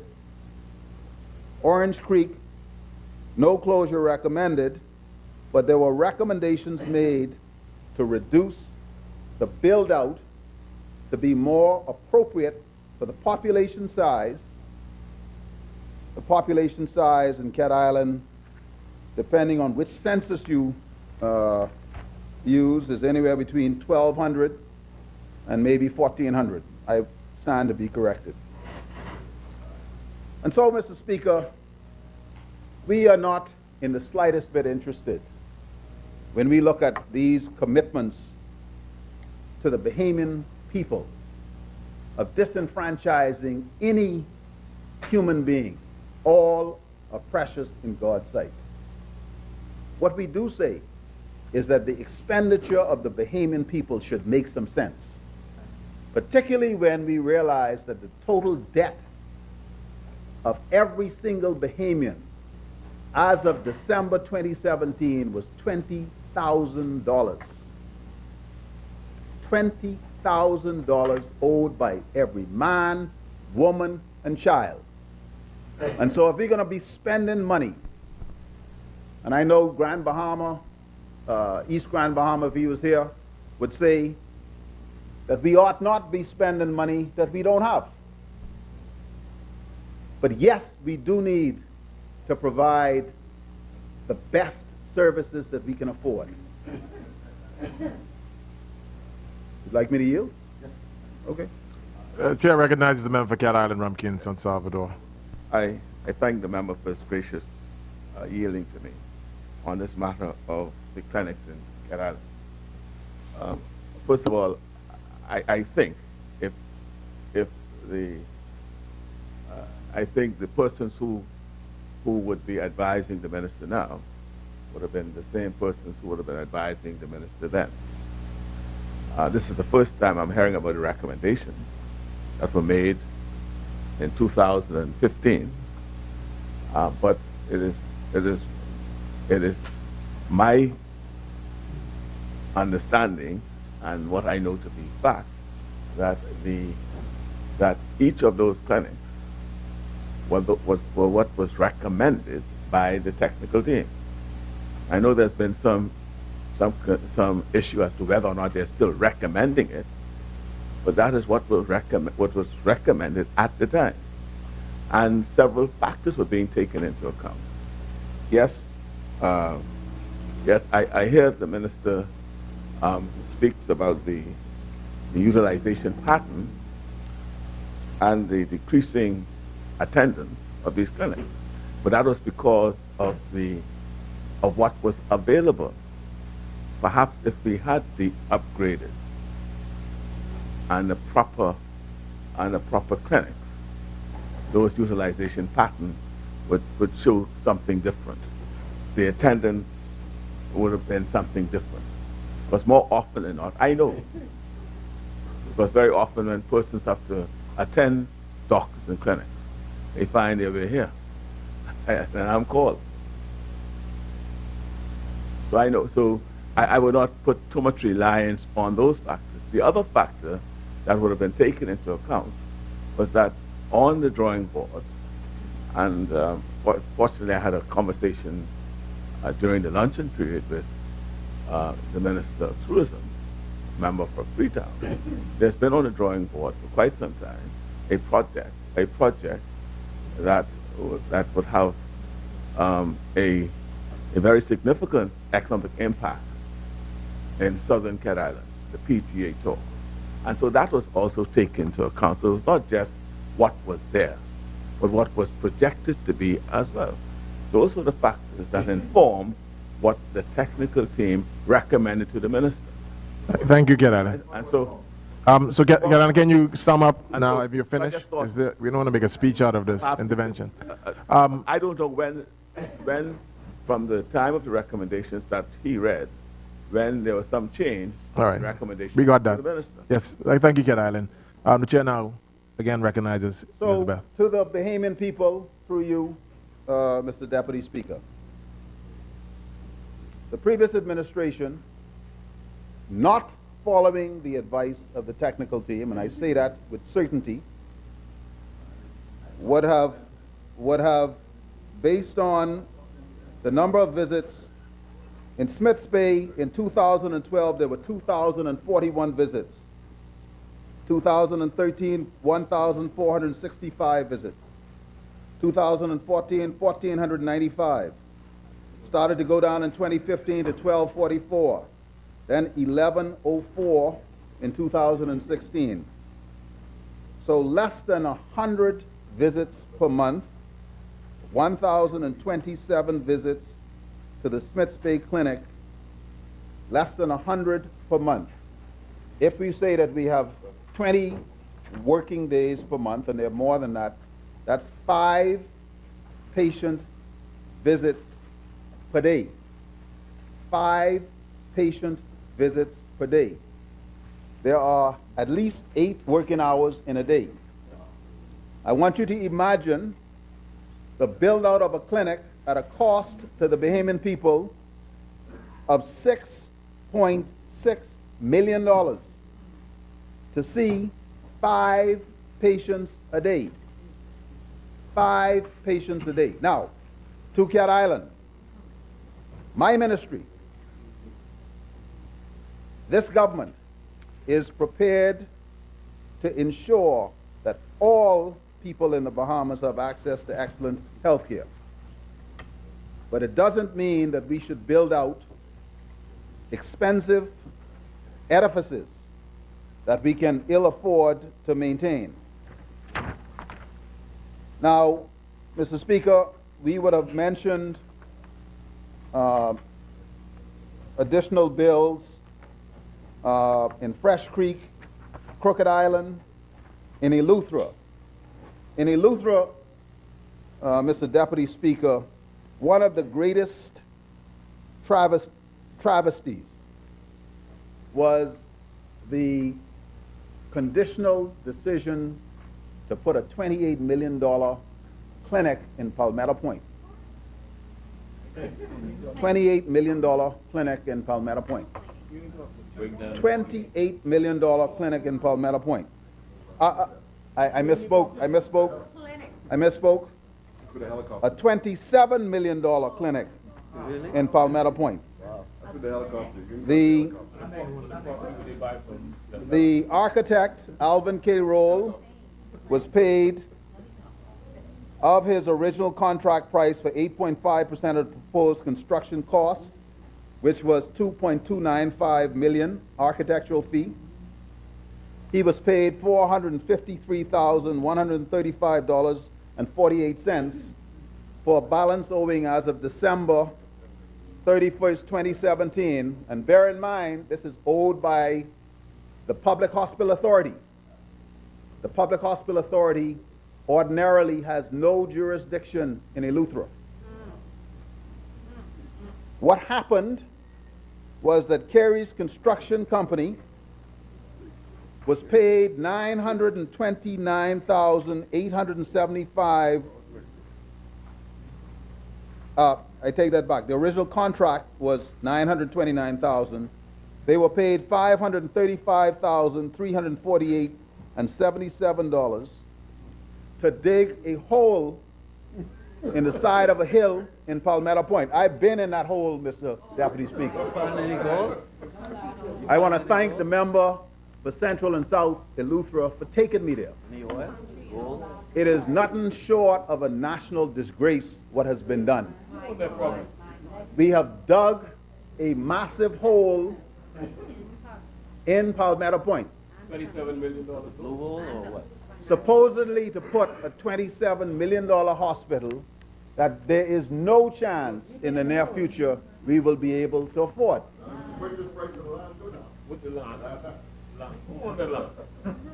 Now, Mr. Speaker, what we have is fill that has been moved from this big hole in the ground.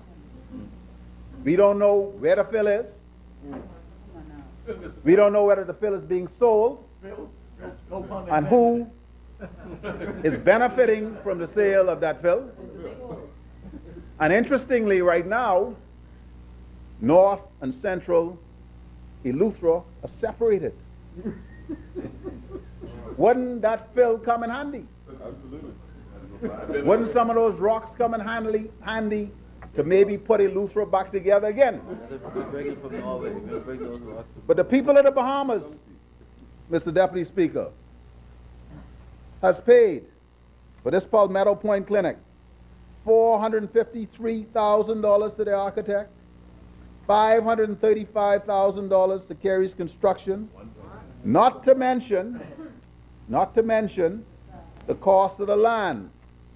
It's nice property.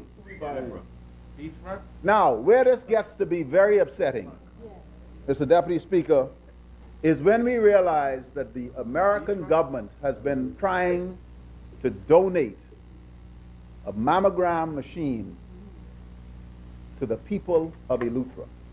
And all they required was that we complete the renovations to the mammography center in Palmetto Point.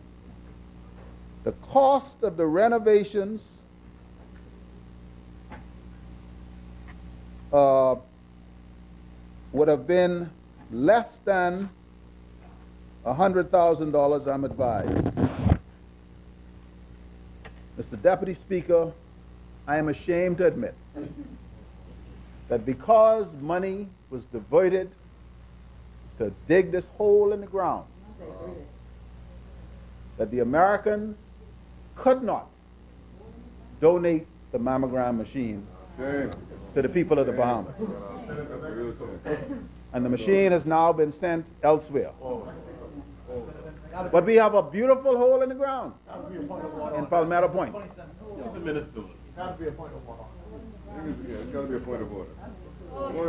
Mr. Deputy, I could go on and talk about money spent for architectural fees by the PHA for Rock Sound. I see North Eleuthera sitting in the front row. He's been after me wanting to know what is happening with his clinic in Harbor Island and Spanish Wells. Well, Mr. Deputy Speaker, if we look at Eleuthera, there was a contract for the proposed renovations of the public clinic at Spanish Wells for $292,215.72.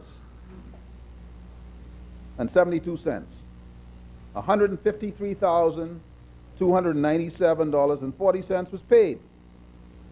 But as of December 31st, 2017, we owed an additional $138,918.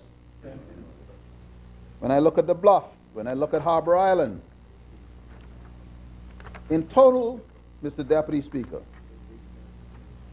the Public Hospital Authority would have had, and it is difficult for me to comprehend how the Public Hospital Authority was managing contracts in all of these family islands.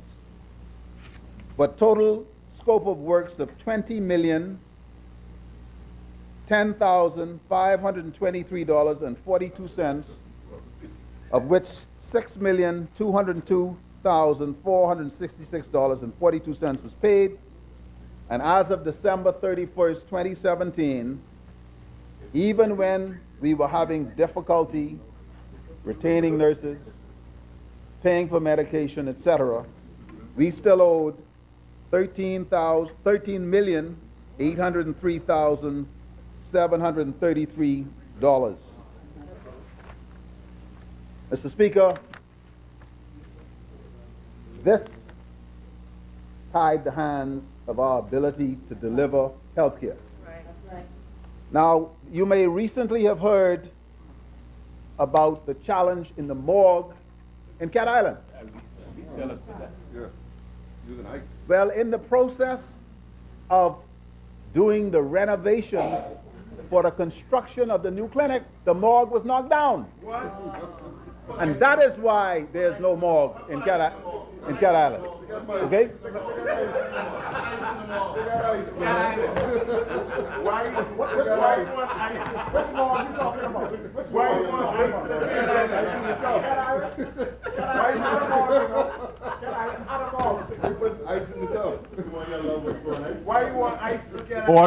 Order. Now, Mr. Speaker, I want to move now to the second of the 8 topics that I wish to discuss, and that is planning, policy, and legislation.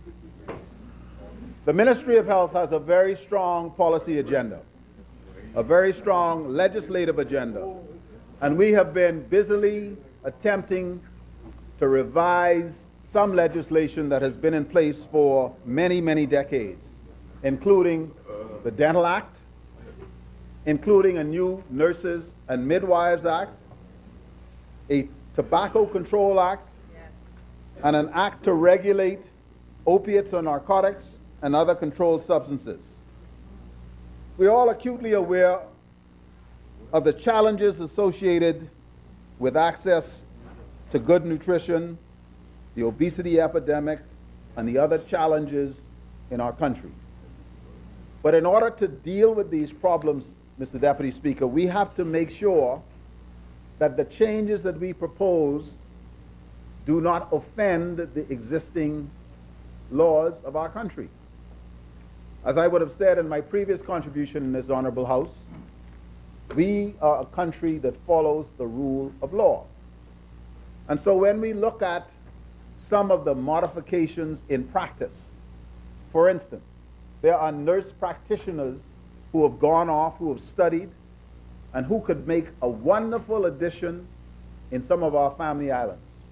But our existing Nurse and Midwives Act does not recognize these professionals. And so we have to fix it.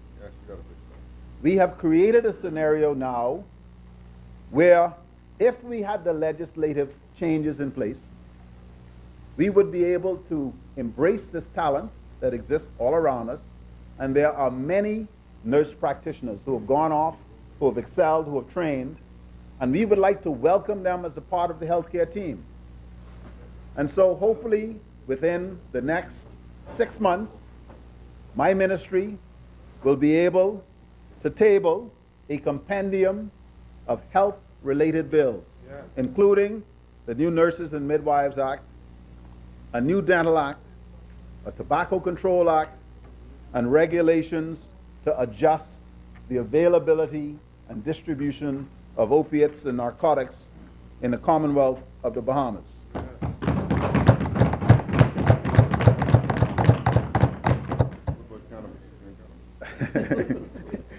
Mr. Speaker, let me turn now to human resources for health. And this has been a vexing challenge for the healthcare system. We spend 2/3 of the healthcare budget on what we call personal emoluments. For the Ministry of Health, this totals almost $45 million, $44,552,550. And in the Public Hospital Authority, roughly 80% of the $217 million.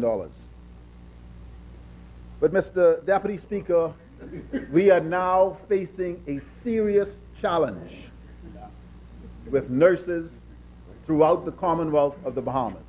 Indeed, when I gave my budget presentation, I would have said that we were short roughly 440 nurses. I am sorry to report to the Bahamian public that that number, just since that presentation was given, we now have a national shortage of just over 650 nurses. Which means that when the member for North Eleuthera is interested in finding more nurses for his clinics, when my good friend from Mangrove Key and South and Central Anderson, he and I speak often about the healthcare needs in his communities. if we don't have the talent, we will not be able to staff these clinics in our archipelago. If we're talking about 92 clinics across the country, I haven't mentioned about the staffing needs in order to develop the mini hospital in Exuma and the mini hospital in Abaco, and to modify our healthcare system to hub and spoke. We cannot do it with a shortage of 650, 660 nurses.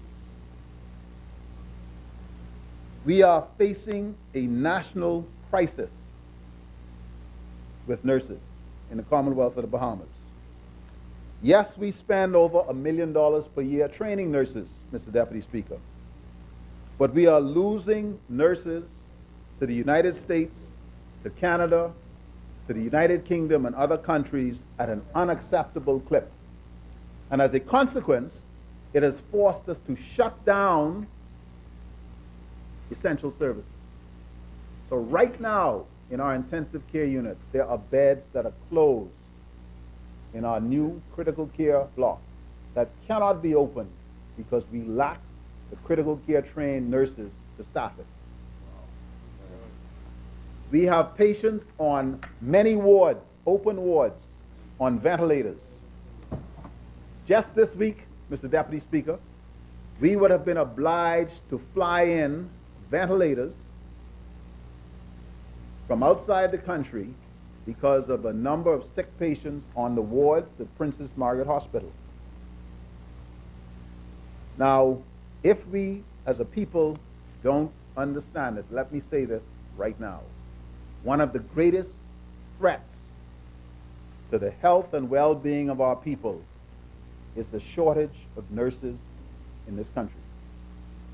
If you look at the country to the north, they're short by 500,000 nurses. They will pay the weight in gold of nurses. And that is what they've been doing. And so, as we move forward, we have engaged the nurses. I and my team have made it very clear that we respect them, that we value them, that we understand that they have not been well treated for decades. And that as a people, we are going to have to find a way, a creative way, to improve the recruitment and retention of Bahamian nurses, Mr. Deputy Speaker. You see, we have challenges with retention. We also have challenges with the deployment of physicians into our community clinics and the family islands. To train one doctor for 4 years, the government of the Bahamas spends $84,000 per doctor per year. Let me say that again. To train one doctor for 4 years, the government of the Bahamas spends $84,000 per doctor per year. That includes tuition, stipends, training. There are currently 56 doctors in their final year at the University of the West Indies, Bahamas campus, costing the Bahamian people $4.748 million. Now, we have examined the human resource pool, and we recognize that if we're training so many doctors, why is it that we don't have doctors throughout the family of islands where there's a serious need? And so my ministry, within the next month or two, will establish an Office of Medical Staff Development.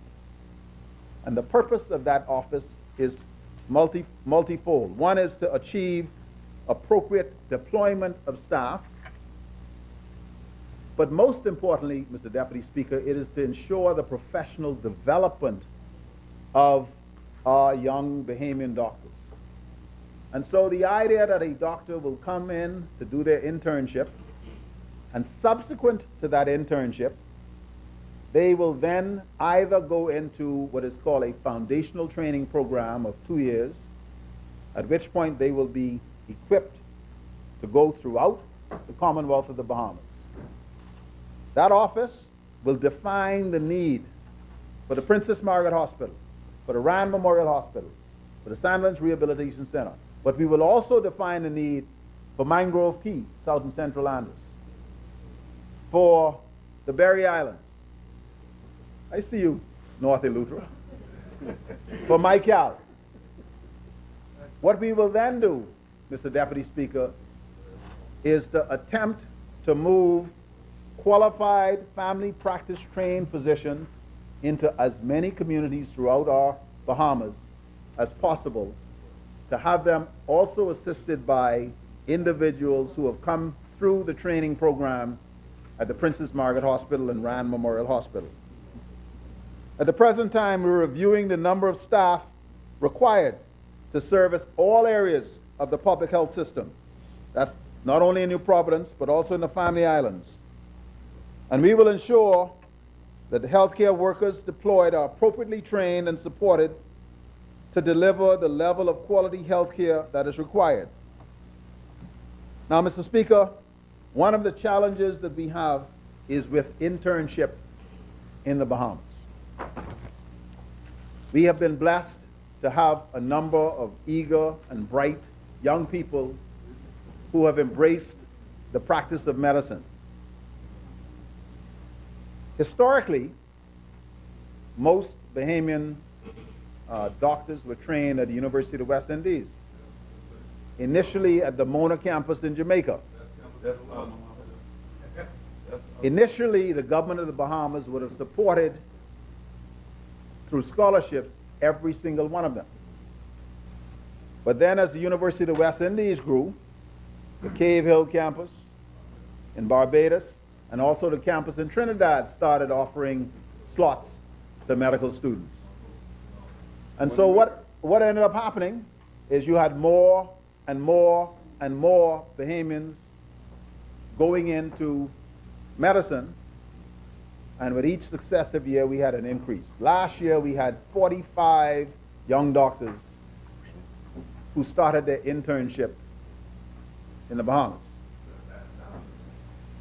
Now, this is where it gets complicated.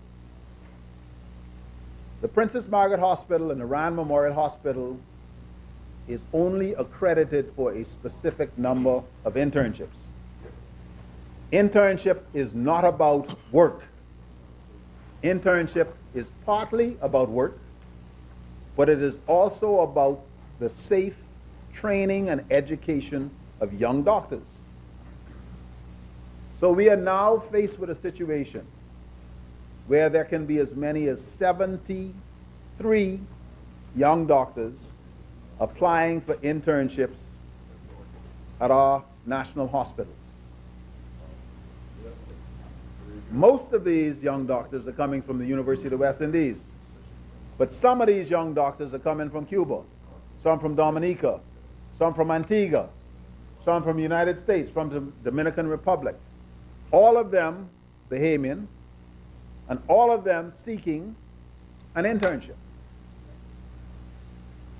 Mr. Speaker, we do not have the capacity to train 73 interns in our hospital.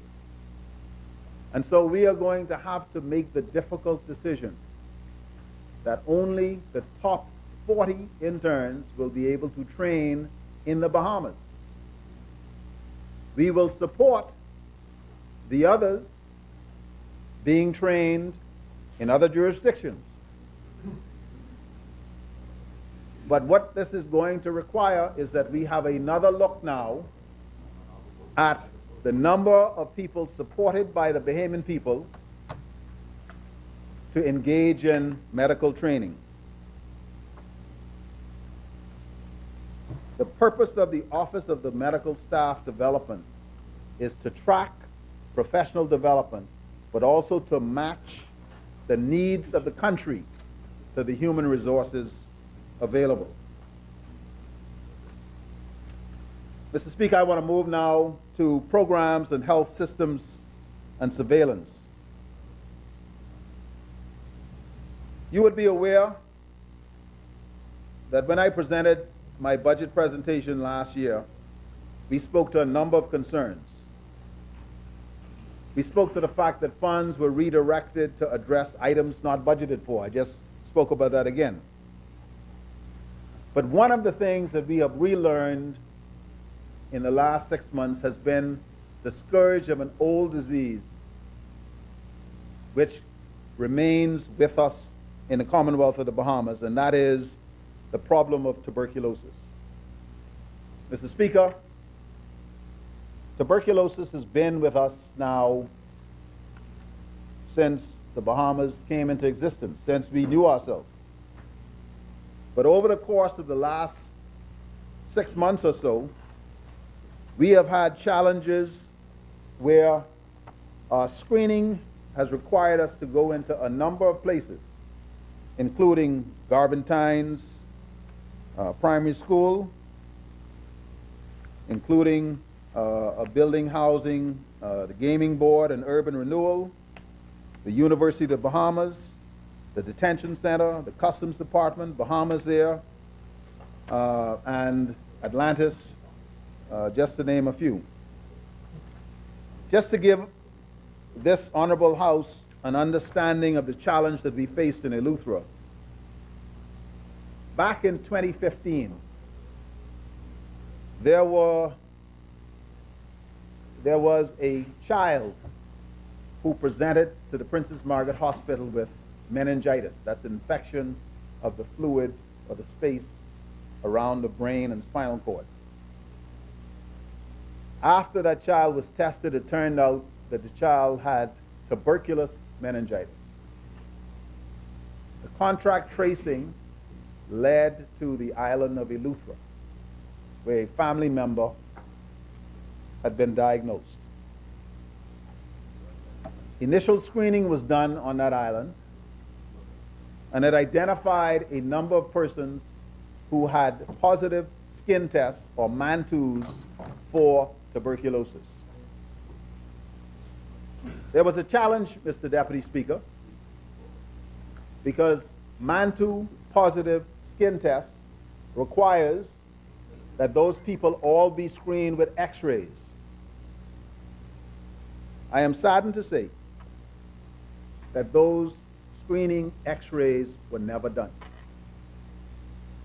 And so almost 100 or so individuals with MANTO positive skin tests did not get their x-rays performed.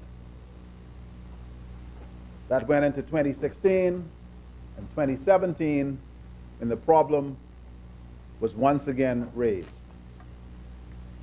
We recognized that this posed a significant public health concern and needed to be dealt with.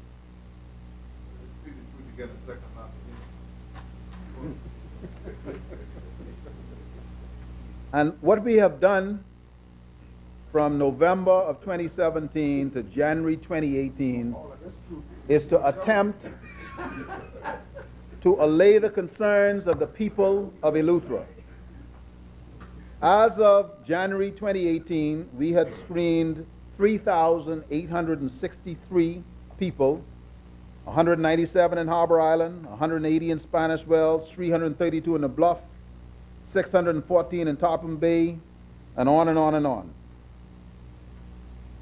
Of that total number, 3,756 of those tests were read, and 430 of those tests were positive. Now, positive means that there was a reaction to that skin test. We call that latent tuberculosis, not active tuberculosis. Those people then had x-rays. An x-ray machine was flown into Eleuthera and moved up and down. This was when the road was together. So we were able to drive up and down Eleuthera. Of the 430 studies that were positive, less than 10 of those people having had x-rays done, all of them had x-rays done, but we found that less than 5 of them, Mr. Speaker, were thought to have signs of active tuberculosis, and none of them, I am advised, turn out to have active tuberculosis in their sputum.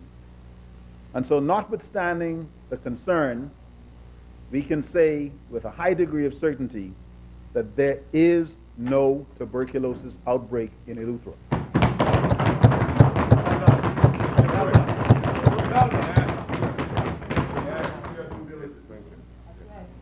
We can say the same thing about Garventines. We can say the same thing about R.M. Bailey. We can say the same thing about the Gaming Board. We can say the same thing about Urban Renewal. But what we will also say, Mr. Deputy Speaker, is that this work will never stop.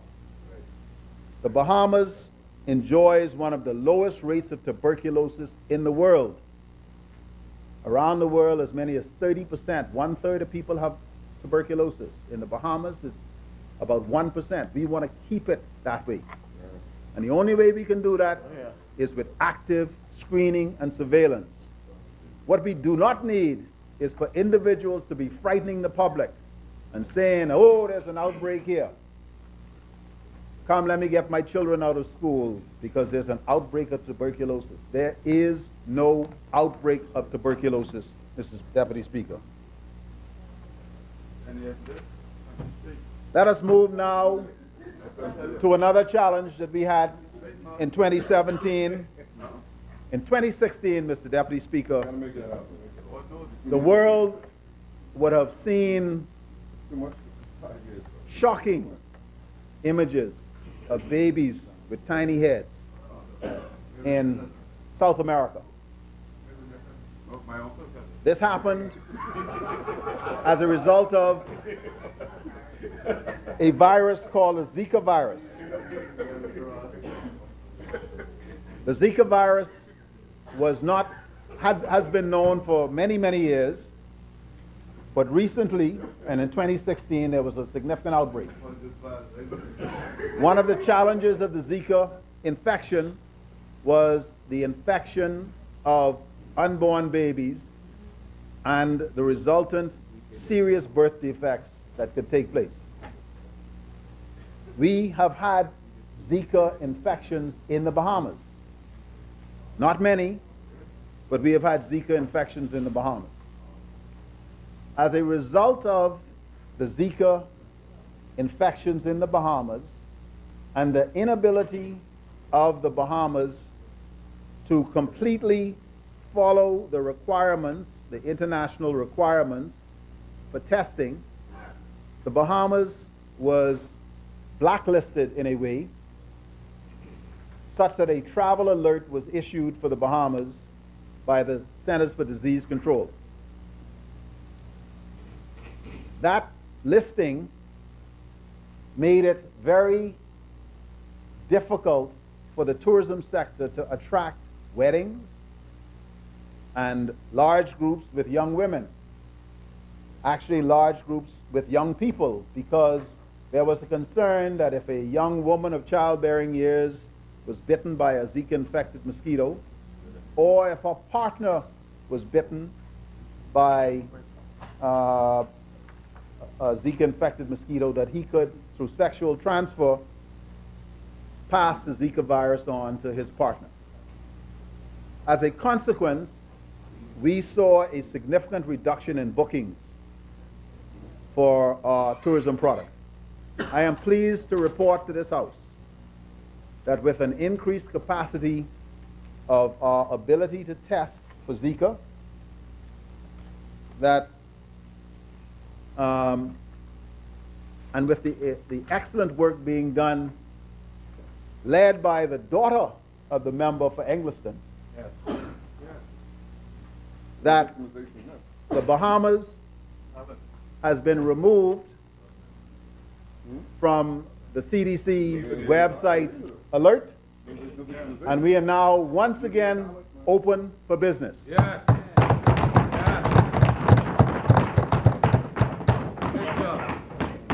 So, Frankie, you ready? The chair Elizabeth Yealing. The chair recognizes the member for Southern Shores. Mr. Deputy, I rise to move that the business of this House to adjourn until 10 a.m.